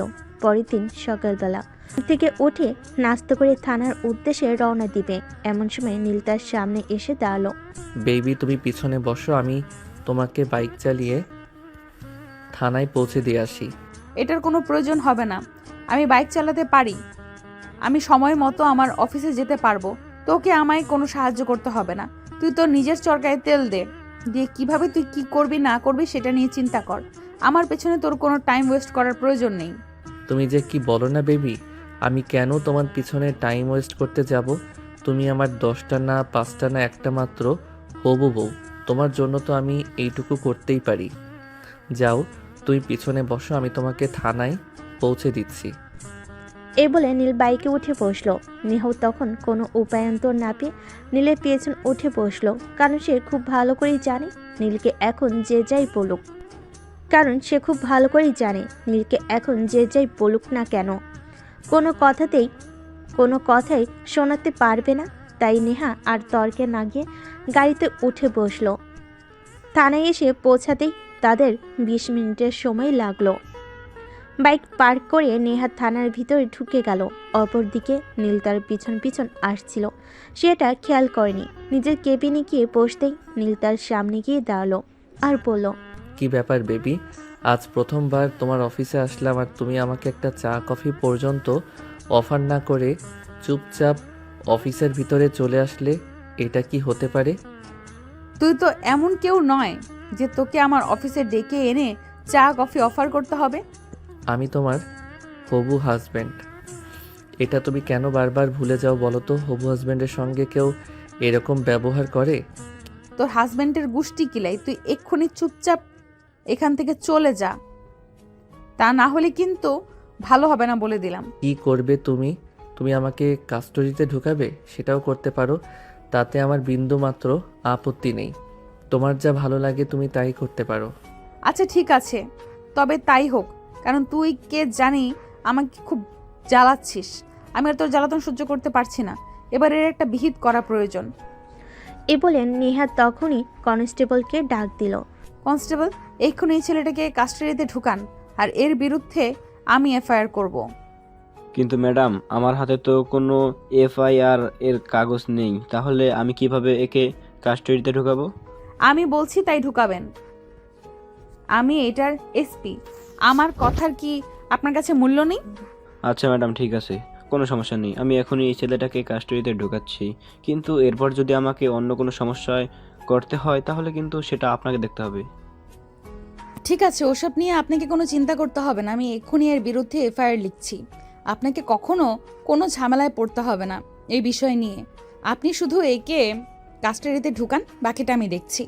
কনস্টেবল তখন কোনো উপায়ন্তর না পেয়ে নিলয়কে কাস্টডিতে ঢুকালো। আর এদিকে সঙ্গে সঙ্গে খবরটা নেহার আম্মুর কান পর্যন্ত পৌঁছে গেল। নেহার আম্মু খবরটা পেয়ে সঙ্গে সঙ্গে থানায় ছুটে আসলো আর নেহার গালে ঠাস করে একটা চর বসিয়ে দিয়ে বলল, কত বড় দুঃসাহস হয়েছে তোমার! আমি তো সেটাই ভাবতে পারছি না। তুমি আমার বোনের একমাত্র আদরের রাজপুত্রকে কাস্টাডিতে ঢুকিয়েছো? এত বড় দুঃসাহস তোমাকে কে দিয়েছে? আম্মু, তুমি কিন্তু ভুলে যাচ্ছ, এটা থানা। এখানে কারোর হুয়াঙ্কার চলে না। এখানে আমি যা বলবো তাই হবে। তাই কথা না বাড়িয়ে এখান থেকে চলে যাও। এই ছেলেটা আমার সঙ্গে অপরাধ করেছে, তাই আমি একে কাস্টাডিতে ঢুকিয়েছি। এখানে আমি অপরাধ দেখতে পাচ্ছি না। ও আচ্ছা, তাই নাকি? ঠিক আছে, কোনো সমস্যা নেই। এটা আপনার অধীনস্থ এলাকা হলেও বাসায় কিন্তু আমার আইন চলে, এটা আপনি ভুলে যাবেন না। ঠিক আছে, এখানে আপনি আপনার আইন দেখান, বাসায় আমি আমার আইন দেখাবো। এই বলে নেহার আম্মু সেখান থেকে চলে গেলেন। এদিকে নেহা তখনই কনস্টেবলকে ডেকে নীলকে আবারও কাস্টাডির বাইরে নিয়ে আসলেন আর বলেন, এখান থেকে বের হয়ে সোজা বাসায় চলে যাবি। আর বাসা থেকে তোর কাপড় চোপড় গুছিয়ে নিয়ে আজকে চট্টগ্রাম চলে যাবি। আমি চাই না তুই এখানে থাক। তোর জন্য আমার অনেক প্রবলেম হচ্ছে। আমি আর কোনো প্রবলেমে পড়তে চাই না। কিন্তু মহারানী, সেটা তো হবে না। আমি এখানে এসেছি আপনাকে নিয়ে যেতে। আমি তো আপনাকে ছাড়া একা একা যাব না। আপনি যদি আমার সঙ্গে যান তাহলেই আমি যেতে পারি, নয়তো আমাকে এখানেই থেকে যেতে হবে। তোর এই আশা কোনোদিনও পূর্ণ হবে না। আমি কোনোদিনও তোর সঙ্গে কোথাও যাব না। আমি আমার বয়ফ্রেন্ডকে কথা দিয়েছি আমি আমার বয়ফ্রেন্ডকে বিয়ে করব। তাহলে আমি কেন তোর সঙ্গে যাব? তুই এসব চিন্তা ভাবনা তোর মাথা থেকে ছেড়ে ফেলে দে। আমাকে নিয়ে চিন্তা করে কোনো লাভ হবে না, কারণ তুই আমাকে কোনো দিনই পাবি না। আমি আমার বয়ফ্রেন্ডের ছিলাম, বয়ফ্রেন্ডেরই থাকবো। নীল তখন কোনো কথা না বলে সেখান থেকে বের হয়ে সোজা নেহার বয়ফ্রেন্ডের সঙ্গে দেখা করতে চলে গেল। আর সেখানে গিয়ে সে গতকাল নেহাকে কিস করেছিল, সেটা ভিডিও করে রেখেছিল, সেটা নেহার বয়ফ্রেন্ডকে দেখালো। এটা দেখে তো নেহার বয়ফ্রেন্ড একদম তেলে বেগুনে চলে গেল আর বলতে লাগলো, আমার মতো ছেলের সঙ্গে ডাবল টাইম এটা কখনো আমি হতে দিব না। এরকম বেইমান মেয়ের সঙ্গে আমি কখনোই রিলেশন রাখবো না। আমি আজকেই ব্রেকআপ করব। এই বলে সঙ্গে সঙ্গেই হৃদয় নেহাকে ফোন করলো আর বলল, নেহা, কোথায় আছো তুমি? তুমি কি এক্ষুনি আমার সঙ্গে দেখা করতে পারবে? আমি তো এখন তোমার সঙ্গে কথা বলতে পারবো না, কারণ আমি একটা কেস নিয়ে ঝামেলায় পড়েছি। আমাকে এখন ওইটা সলভ করতে হবে। তোমার সঙ্গে দেখা করা এখন সম্ভব নয়। তুমি চাইলে বিকেলে আমি তোমার সাথে দেখা করতে পারি। না থাক, সেটার কোনো প্রয়োজন হবে না। কারণ আমি খুব ভালো করেই জানি এখন আমি পুরনো হয়ে গেছি। তোমার মতো মেয়ে মানুষদের পুরনো জিনিসের প্রতি কোনো আগ্রহ থাকে না। স্টপ স্টপ, অনেক বলেছো, আর বলতে হবে না। তুমি কি বলতে চাইছো আর কি বলবে সেটা আমি খুব ভালোভাবেই বুঝতে পেরেছি সোনা। আমি বলছি, আমি যদি টাইম পাস করার চেষ্টা করতাম তাহলে তোমার মতো বয়ফ্রেন্ডের 10-12টা ঝুলিয়ে রাখতে পারতাম, কিন্তু আমি সেরকম মেয়ে নই। তাই তোমার মতো একটা ছেলের পেছনে টাইম ওয়েস্ট করছিলাম, কিন্তু তুমি আমাকে ভুল বুঝলে। ব্যাপার না, আমি তোমাকে ভুলে যাব। তুমি আমার সঙ্গে ব্রেকআপ করতে চাও, এটাই বলতে চাও তো? ওকে, কোনো সমস্যা নেই। হ্যাঁ, একদমই তাই। আমি তোমার সঙ্গে ব্রেকআপ করতে চাই। আমি তোমার সঙ্গে আর এই রিলেশন কন্টিনিউ করতে চাই না। আমাদের দুজনের মধ্যে ভারতবর্ষ চলে এসেছে। এখানে আমার যাই কিছু করি না কেন, আমরা কোনোভাবেই রিলেশনটাকে কন্টিনিউ করতে পারবো না। এটা আজ না হোক কাল ভেঙে যাবে। তাই আমি চাই এক্ষুনি ব্রেকআপ করতে। ওকে ঠিক আছে, নো প্রবলেম, ব্রেকআপ ডান। এবার তো তুমি খুশি? যেটা চেয়েছিলে সেটাই হলো। আমি চাই তুমি চেয়েছো বলেই হলো, কারণ তুমি তো আমার মতো একটা পুরুষ আসক্ত থাকতে পারো না। তোমার তো 10-12টা লাগে, যার কারণে তুমি তোমার খালাতো ভাইয়ের সঙ্গে ডেট পর্যন্ত করেছো। চুপ, একদম চুপ। এসব নোংরা কথা বলতে মুখে বাঁধে না তোমার? চুপ, একদম চুপ। এসব নোংরা কথা বলতে তোমার মুখে বাঁধে না? কি বলছো জানো তুমি এসব? হ্যাঁ, আমি খুব ভালো করে জানি আমি কি বলেছি, আর এটাও খুব ভালো করে জানি আমি কাকে বলছি। সো এই ব্যাপার আমাকে কিছু বলতে এসো না। আমি খুব ভালো করেই বুঝতে পারছি তোমার সঙ্গে রিলেশন আর আমার হবে না। প্লিজ হৃদয়, তুমি আমার সঙ্গে এরকমটা করো না। আমি সত্যিই তোমাকে ভালোবাসি, তোমাকে হারাতে পারবো না। তুমি আমার জীবনের প্রথম আর শেষ ভালোবাসা। তোমার পরে আমার হৃদয় আর কারোর জায়গা হবে না। হয়েছে হয়েছে, আমাকে এসব পাম্পারটি দিয়ে আর কোনো কাজ হবে না। যা হওয়ার তা হয়ে গেছে। এখন আর এই ব্যাপারে আমি কোনো কথা বলতে চাই না। আমি শুধু তোমাকে এইটুকুই বলতে চাই, আমি তোমার সঙ্গে আর রিলেশন রাখছি না। কারণ যে মেয়ে তার খালাতো ভাইয়ের সঙ্গে চুম্মাচুম্মি করতে পারে, সেই মেয়ে আর যাই হোক আমার সঙ্গে সংসার করতে পারবে না। কারণ তার একটা বয়ফ্রেন্ড দিয়ে হবে না, তার 10-12টা চাই। এই কথা বলে আর কোনো উত্তরের অপেক্ষা না করে হৃদয় ফোনটা কেটে দিল। এদিকে নেহা বুঝতে পারছে না কি করবে, কি থেকে কি হয়ে গেল। হৃদয় এসব ব্যাপারে কি করে জানতে পারলো। তাই সে ধরা না করে অফিস থেকে বের হয়ে সোজা বাসায় চলে আসলো। আর বাসায় এসে নীলকে বলল, দেখো, আমি খুব ভালো করেই জানি হৃদয়ের সঙ্গে তুই উল্টাপাল্টা কথা বলেছিস, যার কারণে হৃদয় এভাবে ক্ষেপে গেছে আর আমাকে এইসব কথা শুনিয়েছে। এখন তুই আমাকে এটা বল, তুই হৃদয়কে ঠিক কি কি বলেছিস? আমি কেন তোমার বয়ফ্রেন্ডের সঙ্গে কথা বলতে যাব? তোমার বয়ফ্রেন্ড তো আমার দুলাভাই লাগে না? শোনা বউ, আমি তোমার ভাগ কাউকে দিতে পারবো না। তাই আমি যা করেছি একদম ঠিক করেছি। তুমি আমার এবং শুধুমাত্র আমার, আমি তোমার ভাগ অন্য কাউকে দেব না। এটা তুমি তোমার মাথায় ভালো করে ঢুকিয়ে নাও। ওকে ঠিক আছে, তাহলে তুই একটা কথা খুব ভালো করে শুনে রাখ। আমি প্রয়োজন হলে বিষ খাবো, আত্মহত্যা করব, গলায় দড়ি দিব, কিন্তু তোর মতো ছেলেকে কোনোদিনও বিয়ে করব না। ঠিক আছে, সমস্যা নেই, সেটা সময় হলে দেখা যাবে। আর একটা কথা, আমি কিন্তু আগামীকাল সকালেই আমাদের বাসায় ফিরে যাচ্ছি। তখন কিন্তু ভুলেও তুমি আমার খোঁজ করতে যেও না। খুঁজে পাবে না আমাকে, নিজেকে নিরুদ্দেশ করে ফেলবো। তুই মরে গেলেও আমার কোনো আপত্তি নেই। তুই মরে গেলেও আমি একবারও তোকে খুঁজতে যাব না, একবার তোকে দেখতেও যাব না যে তুই বেঁচে আছিস কিনা মরে গেছিস। তোর যা ইচ্ছে তুই তাই করতে পারিস, কিন্তু তুই আমার চোখের সামনে থেকে দূর হ। আমি তোর চেহারাটা আর দেখতে চাইছি না। ওকে ঠিক আছে করো, সমস্যা নেই, কিন্তু কখনো যেন এমন না হয় তুমি আমার চেহারাটা দেখার জন্য পাগল হয়ে ঘুরছো, আমাকে হন্যে হয়ে খুঁজছো, কিন্তু কোথাও আমাকে খুঁজে পাচ্ছ না। তোর চিন্তার কোনো কারণ নেই, কারণ এরকম দিন কোনোদিনও আসবে না, এটা তুই ভালোভাবে শুনে রাখ। আর হ্যাঁ, এতদিন আমার পেছনে টাইম ওয়েস্ট করেছিস, তার জন্য কোনো দিন আফসোস করিস না, কারণ নেহা কোনোদিনই তোর হবে না। নীল তখন নেহার কথার কোনো উত্তর দিল না, চুপচাপ রুমে বসে রইল। পরের দিন সকালবেলা উঠে ব্যাগপত্র গুছিয়ে তারপর নিচে আসলো। তার সঙ্গে ব্যাগপত্র দেখে নেহার আম্মু জিজ্ঞাসা করলো, কি ব্যাপার নীল, কি হয়েছে? যে ব্যাগপত্র গুছিয়ে কোথাও যাচ্ছিস নাকি? হ্যাঁ আন্টি, আমি বাসায় চলে যাচ্ছি। আম্মু ফোন করেছিল, আম্মুর শরীরটা নাকি ভালো লাগছে না, তাই আমাকে চলে যেতে বলল। আমি খুব ভালো করেই জানি তুই আমাকে মিথ্যা কথা বলছিস, কারণ তোর আম্মুর শরীর খারাপ থাকলে তোর আম্মু নিজেই আমাকে ফোন করতো আর আমাকে বলতো, কিন্তু তোর আম্মু সেটা করেনি। তাই আমি খুব ভালোভাবেই বুঝতে পারছি তুই কেন এই মিথ্যা কথাগুলো বলছিস। সরি তোমাকে মিথ্যে বলার জন্য, পারলে আমাকে ক্ষমা করে দিও। আমার উপর রাগ অভিমান রেখো না, এখানে এসে তোমাদের বিরক্ত করার জন্য খুবই দুঃখিত। এই বলে নীল নেহাদের বাড়ি থেকে বের হয়ে সোজা বাস স্টপেজে চলে গেল। আর সেখান থেকে বাসে উঠে সোজা চট্টগ্রাম চলে আসলো। অপরদিকে নেহা সকাল 9টার দিকে ঘুম থেকে উঠল, কারণ আজ তার অফিস নেই। আজ শুক্রবার, তাই একটু দেরি করে ঘুম থেকে উঠেছে। ঘুম থেকে উঠতেই সে তার বিছানার পাশে একটা চিরকুট দেখতে পেল। সে এটা হাতে নিয়ে পড়তে লাগলো। সরি প্রিয়তমা, এতদিন তোমাকে বিরক্ত করবার জন্য। আমি সত্যি তোমাকে ভালোবাসতাম, কিন্তু তুমি আমার ভালোবাসাটা বুঝতে পারোনি। তুমি অন্য একজনকে ভালোবাসতে আর তার মোহে তুমি মোহিত। তুমি আমার ভালোবাসাটা বুঝতে পারলে না, কিন্তু আমি আল্লাহকে বিশ্বাস করি। আমি বিশ্বাস করি একদিন তুমি নিজেই আমাকে ভালোবাসবে আর আমাকে হয়তো পাগলের মতো হন্যে হয়ে খুঁজে বেড়াবে, কিন্তু সেদিন হয়তো পেলে পেতেও পারো, না পেলে নাই। জানি না আমি ততদিন পর্যন্ত বাঁচব কিনা, কারণ ভালোবাসার অভাবে একটা মানুষ ভিতর থেকে মরে যায়। আর হয়তো আমার সঙ্গেও সেই রকমটাই হতে পারে, কারণ আমি আমার মন থেকে তোমাকে ভালোবাসি।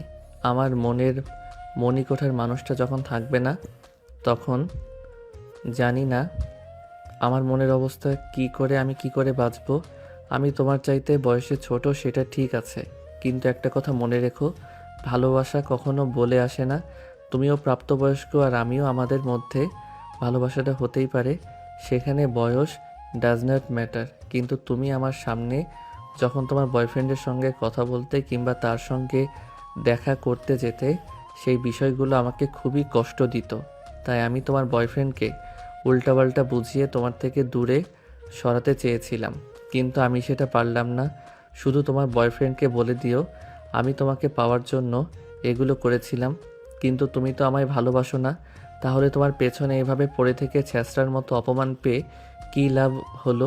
তাই চলে গেলাম তোমাদের থেকে অনেক দূরে, আর কোনোদিনও এখানে আসবো না। ভালো থেকো, সবাইকে সঙ্গে নিয়ে খুব ভালো থেকো। চিঠিটা পড়ে নেহার ভিতর তেমন কোনো রিয়াকশন দেখা গেল না। সে চিঠিটা বিছানার পাশে রেখে রুম থেকে চলে গেল। তারপর ফ্রেশ হয়ে নাস্তা করে রুমে এসে হৃদয়কে ফোন করলো, কিন্তু হৃদয় তার ফোনটা তুলছে না। তাই সে বাধ্য হয়ে হৃদয় যেখানে থাকে, হোস্টেলে, সেখানে চলে গেল। নেহা সেখানে গিয়ে দেখতে পেল হৃদয় তার বন্ধুদের নিয়ে মদ মস্তি করছে, যেটা নেহা কোনো দিনই হৃদয়ের কাছ থেকে আশা করেনি। সে অনেকটাই রেগে গেল আর হৃদয়ের সামনে দাঁড়িয়ে বলতে লাগলো, কি ব্যাপার হৃদয়, এগুলো কি হচ্ছে? তুমি রুমে তোমার রুমমেটদের নিয়ে নেশা করছো? এটা আমি কোনোদিনও তোমার কাছ থেকে আশা করিনি। তুমি তোমার খালাতো ভাইকে নিয়ে পরিণষ্টি করবে, চুম্মাচুম্মি করবে, যা ইচ্ছে তাই করবে। সেগুলো কি আমি তোমার কাছ থেকে আশা করছিলাম? হৃদয় প্লিজ, কোনো কথা বলতে চাই না। যা হয়েছে সব কিছুই ভুল। তুমি যা দেখেছো সব ভুল। নীল আমাদের এখান থেকে চলে গেছে। সে আমাকে বলেছে আর কখনো এখানে ফিরে আসবে না আমাদের লাইফে, আর কখনোই কোনো সিন ক্রিয়েট করবে না, আমাদেরকে আমাদের মতোই থাকতে দেবে। এই দেখো, একদম ফাজলামি মার্কা কথাবার্তা আমার সঙ্গে বলতে এসো না। আমি সব কথা বিশ্বাস করি না আর কখনো করবও না।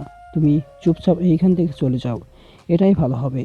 তা না হলে দেখো, এখানে আমার সব বন্ধুরা মাতাল অবস্থায় আছে। কে কখন তোমাকে কাছে পেতে চাইবে সেটাই কিন্তু কোনো ঠিক নেই। হ্যাঁ, তুমি একদম ঠিক কথাই বলেছ।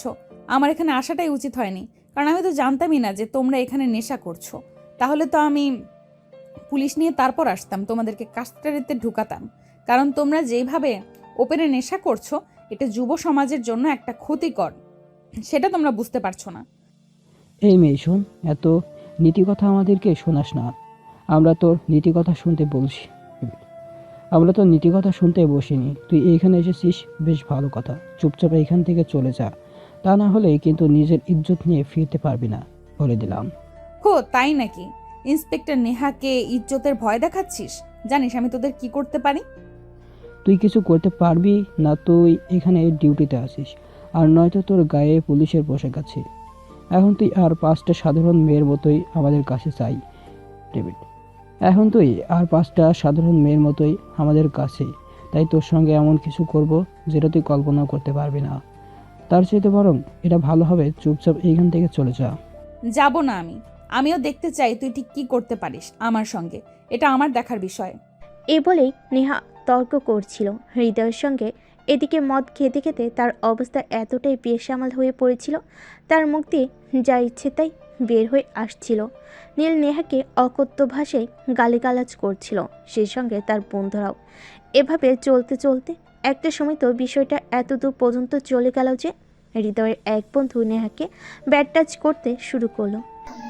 ওহ ডার্লিং, কি হট তুমি! হবে নাকি আমার এইটা আজকের রাতের সঙ্গী? খুব মজা দেব তোমায়। জানো, হৃদয় প্রায় তোমার মতো আইটেম নিয়ে আসে আর আমাদেরকে অনেক মজা দেয়। এসব কি বলছেন আপনি? আমি তো কিছুই বুঝতে পারছি না। হৃদয় আইটেম নিয়ে আসে মানে? আপনি কি বোঝাতে চাইছেন? ও সুইটহার্ট, এত কিছু তোমাকে বুঝতে হবে না। এখনও তোমার সঙ্গে ভদ্র আচরণ করছি, শুধু তুমি পুলিশে চাকরি করো বলে। তা না হলে এতক্ষণে তোমাকে ছিঁড়ে খেয়ে নিতাম। আহ দোস্ত, মালটাকে এভাবে বলছিস কেন? দে না, একটু খেয়ে দেই। দেখুন, একদম গায়ে হাত দেবেন না, তাহলে কিন্তু ভালো হবে না বলে দিলাম। সবাই খুব ভালো করেই জানেন আমি পুলিশের এসপি। আপনাদের কি হাল করব সেটা ভাবতেও পারবেন না। ও সুইটহার্ট, এভাবে কেন বলছো? তুমি পুলিশের চাকরি করো, তাতে কি হয়েছে? দিন শেষে তুমি তো একটা মেয়ে, আর তোমার মতো সুন্দরী সেক্সি হট আইটেম পেলে আমরা কিভাবে ছেড়ে দিতে পারি নাকি? দাও না একটু সুখ আমাদের কাছে, থাকো কিছু সময়, সুখ পাবে। এই নাও, একটু ড্রিঙ্কস নাও। নেহা তখন কি করবে কিছুই বুঝতে পারছিল না। সবগুলো ছেলে নেশায় আসক্ত হয়ে মাতাল প্রায় অবস্থা। নেহা কোনো রকমে নিজেকে সামলে সেখান থেকে পালিয়ে ফিরল। বাসে এসে সে মনে মনে ভাবতে লাগলো, নীল যা করেছে ভালোই করেছে। নীল যদি আজ এটা না করতো, তাহলে হয়তো হৃদয়ের এই আচরণগুলো তার সামনে আসতো না। আর হৃদয় যে এত খারাপ ছেলে, এটা সে কোনো দিনও জানতে পারতো না। তাই সে মনে মনে সিদ্ধান্ত নিল, আগামীকাল সকালে থানায় হৃদয় নামে এফআইআর করবে, আর হৃদয়কে তার বন্ধু বান্ধব সহ যত দ্রুত সম্ভব গ্রেপ্তার করে কাস্টাডিতে নেবে। তার পরের দিন সকালে থানায় গিয়ে হৃদয়ের নামে আগে এফআইআর করলো, আর তারপর অ্যারেস্ট ওয়ারেন্ট নিয়ে হোস্টেলে চলে গেল। সেখানে গিয়ে দেখতে পেল গতকাল যে ছেলেগুলো নেশা করছিল সেগুলো এখনও মাতাল প্রায় অবস্থায় পড়ে আছে। অপরদিকে হৃদয় ততক্ষণে কিছুটা হুঁশে ফিরে এসে সে নেহাকে দেখেই বলতে লাগলো, কি ব্যাপার ডার্লিং, কাল তুমি আমাদের ফাঁকি দিয়ে চলে গেলে, আজ কেন আবার এসেছো? আমাদের সবাইকে মজা দিবে বলে? আজ কিন্তু তোমাকে কালকের সাথে বেশি হট লাগছে। চলো তাহলে বিছানায়।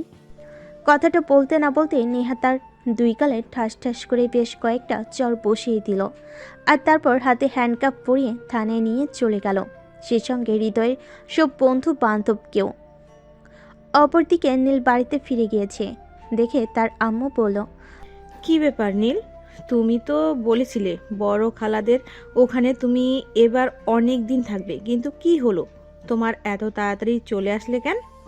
আসলে আম্মু, ওখানে তো আমার বয়সী ছেলে পেলে কেউ নেই, তাই ভালো লাগছিল না। তাছাড়া নেহা আপু সবসময় তার ডিউটি নিয়ে ব্যস্ত থাকে, আমাকে সময় দেওয়ার মতো সময় তার হয়ে ওঠে না। তাই আর কি করব, চলে আসলাম। ও আচ্ছা, এই ব্যাপার। তাহলে ঠিক আছে, যাই হোক, সমস্যা নেই। আগামী বছর আমরা আবার বেড়াতে যাব। এখন এক কাজ করো, তোমার আব্বু তোমার জন্য কিছু জিনিসপত্র এনেছে, সেগুলো আমি তোমার রুমে রেখে দিয়েছি। সেগুলো গিয়ে দেখে নাও তোমার পছন্দ হয় কিনা। ঠিক আছে আম্মু, কোনো সমস্যা নেই, আমি পরে দেখে নেব। এখন আমার খুব ক্ষুধা লেগেছে, তুমি আমাকে কিছু খাবার দাও আগে। কিছু খাবার খেয়ে পেটটা ঠিক করে নেই, তারপর না হয় জিনিসপত্র দেখা যাবে। অতপর নীলের আম্মু নীলকে খাবার তৈরি করে দিল। নীল খাবার খেয়ে রুমে গিয়ে বিছানায় শুয়ে লম্বা একটা ঘুম দিল। তারপর ঘুম থেকে উঠে তার বাবার আনা জিনিসপত্র দেখতে লাগলো। তার বাবা তার জন্য বেশ কয়েকটা জিনিস এনেছে। সবগুলো জিনিসই তার খুব পছন্দ হয়েছে, কারণ সবগুলো ছিল খুবই দামি আর উন্নতমান ব্র্যান্ডের। এই ভাবতে ভাবতে চলে গেল কয়েকটা দিন। ইতিমধ্যে হঠাৎ একদিন নেহার ফোন আসলো। কিরে, তুই তো বাড়িতে গিয়ে একদম আমাদেরকে ভুলেই গিয়েছিস। একটা বার ফোন দিয়ে খোঁজ নেওয়ার প্রয়োজন মনে করলি না। আমি কেন ফোন দিয়ে তোমার খোঁজ নিতে যাব? তোমার খোঁজ নেওয়ার জন্য তো তোমার বয়ফ্রেন্ড রয়েছে, সে তো প্রতিনিয়তই তোমার খোঁজ খবর নেয়। তাহলে আমাকে কেন বলছো এসব কথা? আই এম সরি রে, সব কিছুর জন্য আমি রিয়েলি সরি। আসলে হৃদয় খুব বাজে একটা ছেলে। আমি সেদিন তার সঙ্গে দেখা করতে গেলাম, আর গিয়ে দেখতে পেলাম সে তার বন্ধুদের সঙ্গে নিয়ে নেশা করছে। তাই আমি তার সঙ্গে ব্রেকআপ করে চলে এসেছি। সত্যি তোর কারণে আমি এত বড় বাঁচা বেঁচে গেলাম। তা না হলে যে কি হতো আমি সেটাই ভাবতে পারছি না। যাই হোক, এসব কথা এখন আর আমাকে বলে কোনো লাভ নেই, কারণ আমি বাড়িতে এসে জানতে পারলাম আব্বু আম্মু আমার বিয়ের সম্বন্ধ করছে, পাত্রীও পছন্দ হয়েছে। এখন শুধু আমার দেখার পালা, আমি দেখে মেয়েকে পছন্দ করলে বিয়ে ফাইনাল। বললেই হলো, আমি কখনোই তোকে অন্য মেয়েকে বিয়ে করতে দেব না। তুই আমার ছিলি আর আমার থাকবি। তোর সঙ্গে আমার বিয়ে হবে, অন্য কারণ নয়। আমি কখনোই তোকে অন্য কোনো মেয়ের সঙ্গে শেয়ার করতে পারবো না। তুই আমার এবং শুধুমাত্রই আমার। দেখো পাগলের কাণ্ড, তুমি আমার খারাপ ভাবুন। তাছাড়া সবচেয়ে বড় কথা হলো তুমি আমার চাইতে বয়সে বড়, তোমার সঙ্গে কখনোই আমার যায় না। আমি কেন তোমাকে বিয়ে করব? তোমার কি মাথা খারাপ হয়েছে নাকি? তুই যদি মনে করিস আমার মাথা খারাপ হয়েছে তাহলে তাই। আমি তোকে আর কিছুই বলতে চাই না, শুধু এইটুকু বলতে চাই, জীবনে যদি বিয়ে করি তাহলে তোকেই করব, এবং তোকেও আমাকে ছাড়া অন্য কোনো মেয়েকে বিয়ে করতে দিব না। প্রয়োজন হলে আমি তোকে খুন করব। আরে এসব তুমি কি বলছো? তুমি তো পুলিশের চাকরি করো, আর আইনের লোক হয়ে আইন ভঙ্গ করবে, এটা হয় নাকি? কোনটা হয় আর কোনটা হয় না সেই সব কিছু চিন্তা করার মানসিকতা এখন আমার নেই। আমি শুধু জানি আমি তোকে ভালোবাসি আর তোকে বিয়ে করব। কি বললে? তোমার একটু লজ্জা করছে না নিজের আপন খালাতো ভাইকে এসব কথা বলতে? তাও আবার নিজের চাইতে বয়সে ছোট। এসব কথা বলতে হয় না, লোকে শুনলে খারাপ বলবে। তোমার জন্য পৃথিবীতে অনেক ছেলে আছে যারা তোমার জন্য পারফেক্ট। আমি তোমার যোগ্য নই, আমাকে তোমার মন থেকে মুছে ফেলো। আর মন থেকে কি মুছবে? আমি তো তোমার মনে কোনোদিন ছিলাম না। দেখ নীল, এসব কথা আর বলিস না। আমি বুঝতে পেরেছি সত্যিকারের ভালোবাসা কোনটা। কোনো চিন্তা করিস না, আমি আমার ফ্যামিলির সঙ্গে কথা বলবো এবং তোর পরিবারকে কিভাবে রাজি করাতে হয় সেটা আমি দেখব। তোকে কোনো চিন্তা করতে হবে না। এবার দেখছি সত্যি সত্যি তোমার মাথা খারাপ হয়ে গেছে। এখন কিন্তু তোমাকে সত্যি সত্যি মেন্টালি ট্রিটমেন্ট করাতে হবে, তা না হলে তোমাকে নিয়ে যত দ্রুত সম্ভব বা আপনাকে চলে যেতে হবে, কারণ তোমার মানসিক অবস্থা খুব একটা ভালো নয়। হ্যাঁ, একদম ঠিক ধরতে পেরেছিস। মানুষের মনে যখন ভালোবাসা না থাকে তখন মানসিক অবস্থা খারাপ হবে, এটাই তো স্বাভাবিক। আমার সঙ্গেও এরকমটাই হয়েছে। আমার ভালোবাসার মানুষ আমাকে ছেড়ে চলে গেছে, তো তাই আমি নিজেকে আর ভালো রাখতে পারছি না। এই বলে ফোনটা কেটে দিল নেহা। আর পরের দিন রাতের খাবার খাওয়ার সময় নেহার আব্বু আম্মু দুজনেই খাবার টেবিলে ছিল, তাই নেহা কথাটা তুলল। আব্বু আম্মু, আমি তোমাদেরকে একটা কথা বলতে চাই। যদিও আজ পর্যন্ত কোনো কথাই তোমরা আমাকে বাধা দাওনি, কিন্তু তারপরও আমার কেন জানি মনে হচ্ছে এটা সবার আগে তোমাদেরকে জানানো উচিত। এত হেয়ালি না করে কি হয়েছে খুলে বললেই তো হয়, তাহলে তো আমরা বুঝতে পারি তোমার সমস্যাটা কোথায়। আসলে হয়েছে কি, আমি একজনকে ভালোবাসি আর তাকে বিয়ে করতে চাই। এটাই তোমাদেরকে বলতে চাইছিলাম, কারণ তোমরা যা বলবে। এই কথাটা আবার এভাবে বলার কি আছে? তুই কাউকে ভালোবাসিস আর আমরা তার সঙ্গে তোর বিয়ে দেব, ব্যাস এটুকুই তো, তুই আমাদের মেয়ে, বড় হয়েছিস, চাকরি করছিস, আমরা কেন তোর ইচ্ছাকে গুরুত্ব দেব না বল? হ্যাঁ আম্মু, আসলে বিষয়টা সেরকম নয়। বিষয়টা হলো আমি একজনকে ভালোবাসি, এবং যে আমার চাইতে বয়সে ছোট এবং আমাদের আত্মীয়ের মধ্যে। এসব তুই কি বলছিস? তোর কি মাথা ঠিক আছে? তুই নিজের চাইতে বয়সে ছোট একটা ছেলেকে বিয়ে করবি, তাও আবার আমাদের আত্মীয়ের মধ্যে? আমি তো বুঝতেই পারছি না তুই কি বলতে চাইছিস। হ্যাঁ আম্মু, আমি একদম ঠিক কথাই বলছি। আমি আমাদের আত্মীয়ের মধ্যে একটা ছেলেকে ভালোবাসি, আর সে তোমার খুব কাছের একজন কেউ। শোন, আমি তোর এসব হেয়ালিপনা কথা একদম বুঝতে পারছি না। কি বলবি খুলে বল, তা না হলে বলার দরকার নেই। না আম্মু, বলার দরকার আছে, কারণ আমি তাকে খুব ভালোবাসি, তাকে বিয়ে করতে চাই। তাকে না পেলে আমি জীবন থেকে খুব বড় কিছু একটা হারিয়ে ফেলবো। আমি আমার জীবন থেকে কিছু হারাতে চাই না।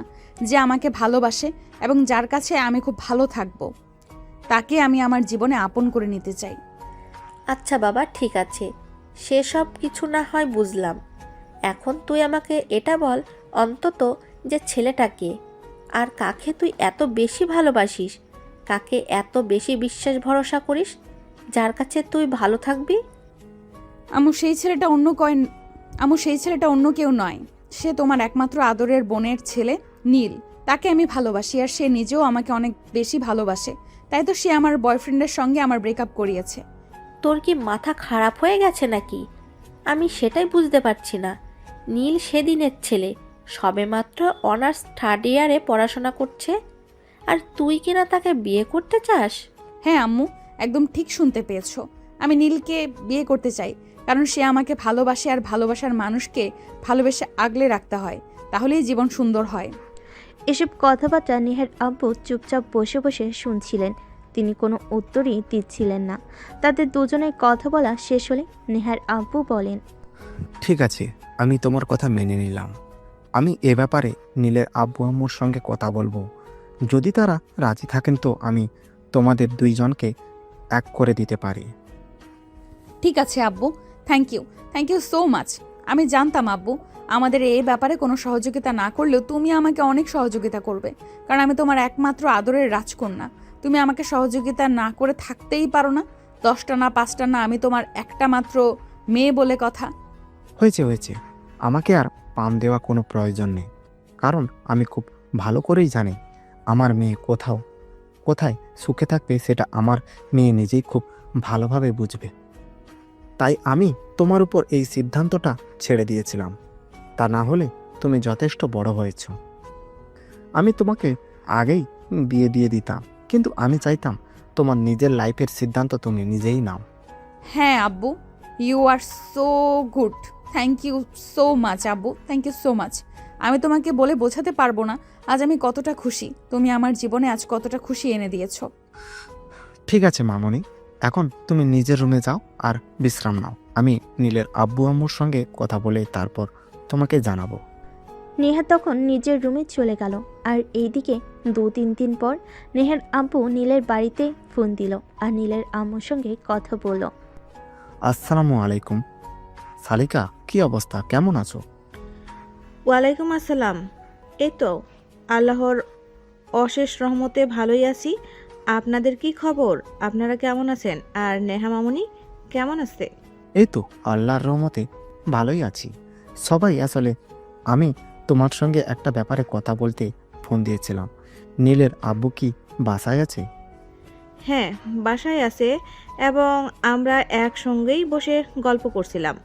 আর তখনই আপনি ফোন দিলেন। কেন, কি হয়েছে বলেন তো শুনি। আসলে নেহা আর নীল দুজনকে ভালোবাসে, কিন্তু বিষয়টা তোমাদের জানাতে লজ্জা পাচ্ছিল। তাই নেহা আমাকে বলল, আর আমি তোমাকে বললাম। এখন ভেবে দেখো কি করবে।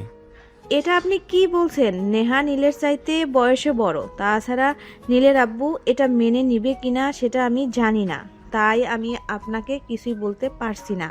আপনি নীলের আব্বুর সঙ্গে কথা বলেন, তারপর দেখেন কি হয়। এ বলে নীলের আম্মু ফোনটা নীলের আব্বুর দিকে এগিয়ে দিল এবং নীলের আব্বু নেহার আব্বুর সাথে কথা বলে এবং দুজনেই সহমত পোষণ করেন, কারণ ভালোবাসায় বাধা প্রদান করা ঠিক নয়। আমাদের উচিত ভালোবাসাকে সম্মান জানানো। এবং ভালোবাসার মানুষদেরকে তাদের ভালোবাসা ফিরে পেতে কিংবা খুঁজে পেতে সহযোগিতা করা। তাই তারা দুজনে সিদ্ধান্ত নিলেন নীল আর নেহাকে বিয়ে করাবেন। কথাটা আড়াল থেকে নীল শুনছিল, তাই তখন সে দূরে নিজের রুমে চলে গেল আর সঙ্গে সঙ্গে নেহাকে ফোন দিল। তাহলে জানেমান, অবশেষে তুমি আমার হতে চলেছ, তাই না? হ্যাঁ, তোমার না হয়ে তো উপায় নেই, কারণ তুমি একমাত্র পুরুষ যে কিনা আমার মতো পুলিশের এসপির মনে জায়গা করতে পেরেছ। তাহলে কি তোমাকে বিয়ে না করে কোনো উপায় আছে? এরপর দুই পরিবারের সম্মতিতে তাদের দুজনের বিয়ে হয়ে গেল। এদিকে বিয়ের পর নীল অনার্স কমপ্লিট করে তার বাবার ব্যবসা দেখাশোনা করে, অপরদিকে নেহা পুলিশের চাকরি করে। তাই দুজনের সময় মতো দুজন কারোর সঙ্গে টাইম স্পেন্ড করতে পারে না। এটা নিয়ে নীলের অনেক মাথা ব্যথা। নেহা দেখো, আমি চাই না তুমি এই চাকরিটা করো, কারণ এখন তোমার বিয়ে হয়েছে, প্রায় 2 বছর হতে চলল। এখনও আমাদের সংসারে একটা বাচ্চা কাচ্চা আসেনি। বাচ্চা না আসলে সংসারে কি শান্তি হয় বলো? হ্যাঁ, এটা আমিও মনে মনে ভাবছিলাম তোমাকে বলবো, কিন্তু তখনই তুমি আমাকে বলে দিলে। আমিও চিন্তা করছি চাকরিটা ছেড়ে দেব, কারণ একটা মেয়ের জীবনে বাচ্চা না থাকলে তার জীবনটাই অসম্পূর্ণ লাগে। হ্যাঁ, তুমি সেটাই করো, কারণ এই মুহূর্তে অনেক মেয়ে আছে যারা দীর্ঘ সময় নিজেদের ক্যারিয়ার করতে গিয়ে নিজেকে নিষ্ফলা বানিয়ে ফেলে, কখনোই সন্তানের মুখ দেখতে পারে না। আমি চাই না আমাদের সঙ্গে সেরকম কিছু হোক।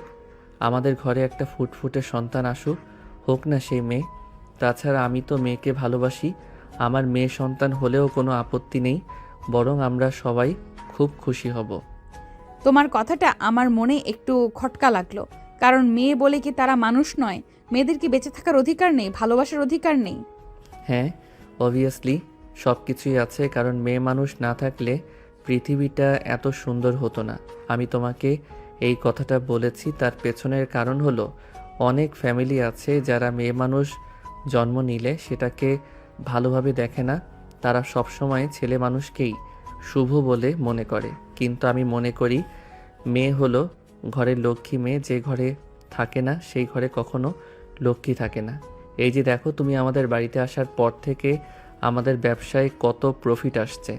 এখন 1 বছরে যা প্রফিট আসছে, যেটা বিগত 5 বছরেও হয়নি। ওরে বাবা রে বাবা, বউয়ের প্রশংসা করা হচ্ছে বুঝি? আমি কি মেয়ে মানুষ নই? আমি কি এতদিন এই বাড়িতে ছিলাম না? আমার কারণে কি এই সংসারে অশুভ কিছু হয়েছে নাকি? এই হলো তোমাদের মেয়েদের একটা সমস্যা। একটা মেয়ের সামনে আর একটা মেয়ের প্রশংসা ভুলেও করা যাবে না। আর যদি সেটা করেই ফেলি তাহলে তো মহাভারত অশুদ্ধ হয়ে যাবে। আমি কি বলেছি কখনো তোমার জন্য আমাদের ফ্যামিলিতে অশুভ কিছু হয়েছে? হ্যাঁ, তুমি আসার পর থেকে বাবার বিজনেস হয়েছে, অনেক কিছু পেয়েছে যেগুলো আগে ছিল না, কিন্তু নেহা আসার পর থেকে সেগুলো আরও ক্রমশ বৃদ্ধি পাচ্ছে। হ্যাঁ, সেটাই তো। যত প্রশংসা নিজের বউয়ের বেলায় করবে, মায়ের বেলা তো কিছুই না। মা তো মাই হয়, মা তো আর ছেড়ে যাবে না, তাই মায়ের প্রশংসা করতে হয় না। উফ, তোমাদের জ্বালায় আর বাঁচি না। সারাক্ষণ শুধু কথা কাটাকাটি আর ঝগড়াঝাটি করতেই হবে। তোমরা এমন কেন বলো তো? আমায় কিন্তু ঝগড়াঝাটি আর কথা কাটাকাটি একদম ভালো লাগে না। ঠিক আছে বাবা, ঠিক আছে, আর কোনো কথা কাটাকাটি নাই। এখন কথা একটাই, তুমি আর চাকরি করবে না। আগামীকালকে অফিসে গিয়ে রেজিগনেশন লেটার লিখবে এবং আগামী 3 মাস পরেই চাকরি ছেড়ে দেবে। তারপর আমরা বেবি নেওয়ার ট্রাই করব। আর যদি তাতেও না হয় তাহলে আমরা ডক্টর দেখাবো। আচ্ছা ঠিক আছে, এবার ডাইনিং টেবিলে চলো। আমি সবার জন্য আজ নিজের হাতে খাবার তৈরি করেছি, সবাই একসঙ্গে বসে খাবো। কতদিন সবাই একসঙ্গে বসে খাবার খাওয়া হয় না, সেটা তো একদম ভুলেই গিয়েছি। এ বলে সবাই একসঙ্গে খাবার টেবিলে চলে গেল। আর খাওয়া দাওয়া শেষ করে সবাই যার যার মতো নিজেদের রুমে চলে গেল। নেহা রুমে এসে বিছানা গোছাতে থাকলো। তখনই নীল পেছন থেকে এসে নেহাকে জড়িয়ে ধরে বলল, তা ম্যাডাম চলুন না, আজ রাতে 1 রাউন্ড খেলি। অনেক দিন আপনার সঙ্গে টাইম করা হয় না, কারণ আমি যখন বাসায় আসি তখন আপনি ব্যস্ত থাকেন, আর আমি যখন ব্যস্ত থাকি তখন আপনি ফ্রি থাকেন। এই, আজ না, আজ এমনিতেই অনেক কাজ করেছি, টায়ার্ড লাগছে, ঘুমাবো। একদমই না ম্যাডাম, আমি আপনাকে সেটা করতে দিচ্ছি না, কারণ অনেক দিন পর আপনাকে পেয়েছি। আজ তো আপনার সঙ্গে এক রাউন্ড খেলতেই হবে, তা না হলে আমার ওইটাকে যে আর সামলাতে পারছি না। ওটাকেও তো কিছু খাওয়াতে হয়, তাই না? হ্যাঁ, যত সব ফাজলামি সব সময় করা লাগবে। আপনারা দেখুন, এ সব কিছু হবে না।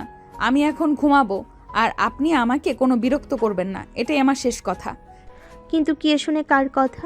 নীল নেহাকে পা জকলে তুলে নিল আর বিছানায় শুইয়ে দিল। আর তারপর কি কিছু বলা লাগে নাকি?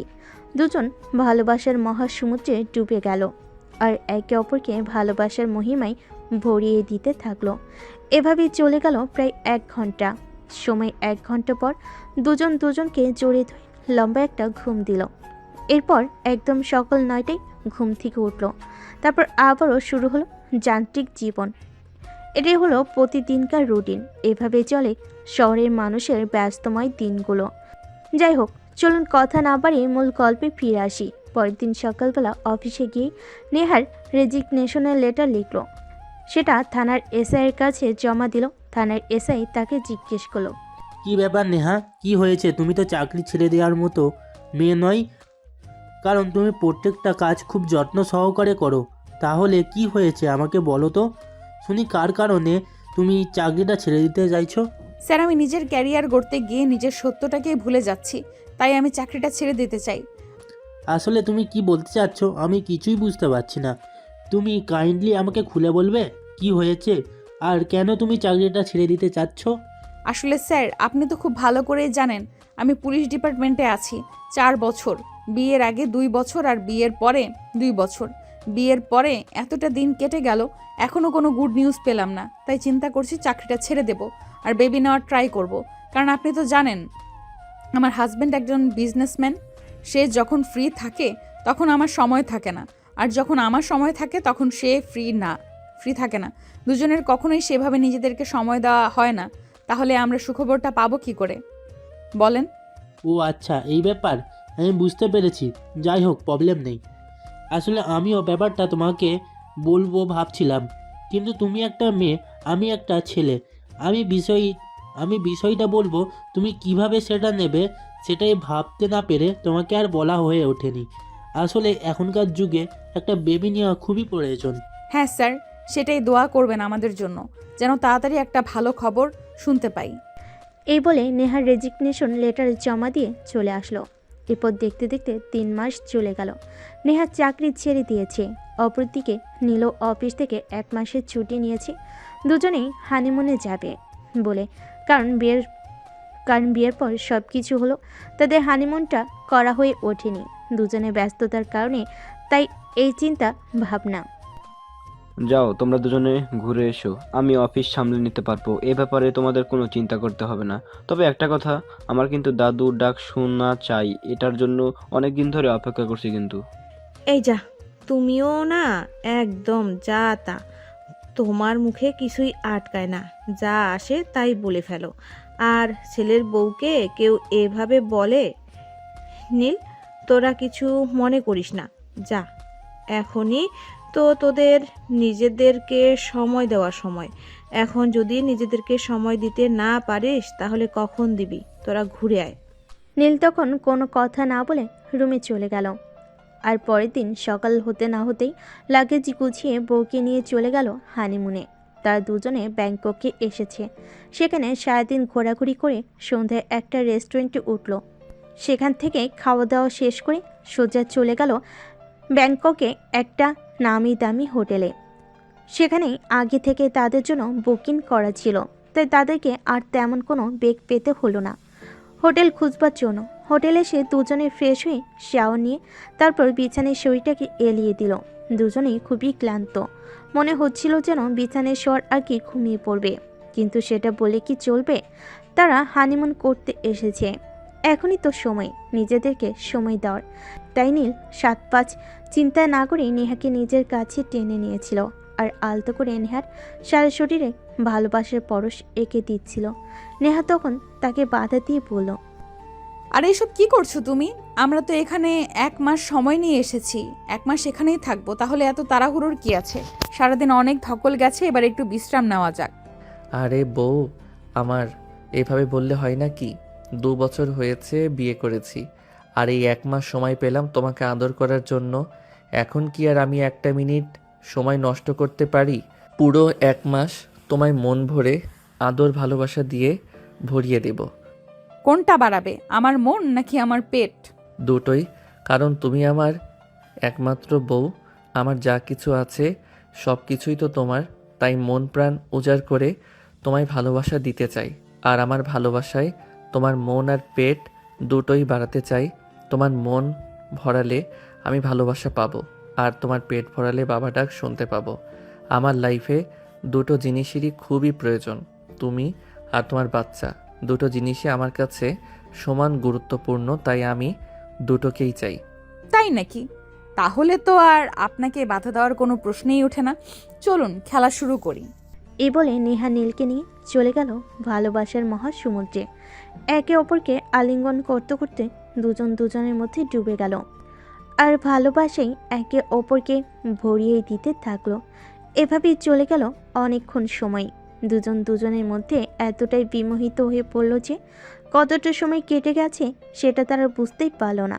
রাত তখন আনুমানিক 2টা বাজে। নীল ঘড়ির দিকে তাকিয়ে পড়ল। হায় আল্লাহ, এখন তো রাত 2টো বেজে গেছে। এতটা সময় কিভাবে কেটে গেল বুঝতেই পারলাম না। আসলেই তুমি একটা জিনিস, তোমার মধ্যে নিজেকে হারিয়ে ফেলা যায়। হয়েছে হয়েছে, আমাকে আর পাম দিতে হবে না। আসলে তুমি কি জিনিস সেটা তো আমি তখন বুঝতে পারিনি, এখন হাড়ে হাড়ে টের পাচ্ছি। তোমার চোখে তাকিয়ে সমস্ত পৃথিবী ভুলে থাকা যায়। যাই হোক, এখন আর কথা না বাড়িয়ে ঘুমাও, তা না হলে শরীর খারাপ করবে। এই বলে দুজন দুজনকে শক্ত করে জড়িয়ে ধরে ঘুমিয়ে পড়ল। আর এভাবেই তৈরি হলো তাদের নতুন একটা ভালোবাসার গল্প। তো ভিউয়ার্স, গল্পটা আপনাদের কাছে কেমন লেগেছে কমেন্টে জানাতে ভুলবেন না। এতক্ষণ আমাদের সঙ্গে থাকার জন্য অনেক অনেক ধন্যবাদ। আর অবশ্যই গল্পটি ভালো লাগলে সুন্দর একটা কমেন্ট করে আমাদেরকে উৎসাহিত করবেন। আপনার একটা সুন্দর কমেন্ট আমাদেরকে নতুন গল্প লিখতে উৎসাহিত করে। অনেক অনেক শুভ কামনা রইল আপনাদের জন্য, এবং আপনারাও আমাদের জন্য দোয়া করবেন যেন আমরা ভালো থাকতে পারি এবং আপনাদের মাঝে সুন্দর সুন্দর ভালোবাসার গল্প নিয়ে উপস্থিত হতে পারি। ভালো থাকবেন সবাই।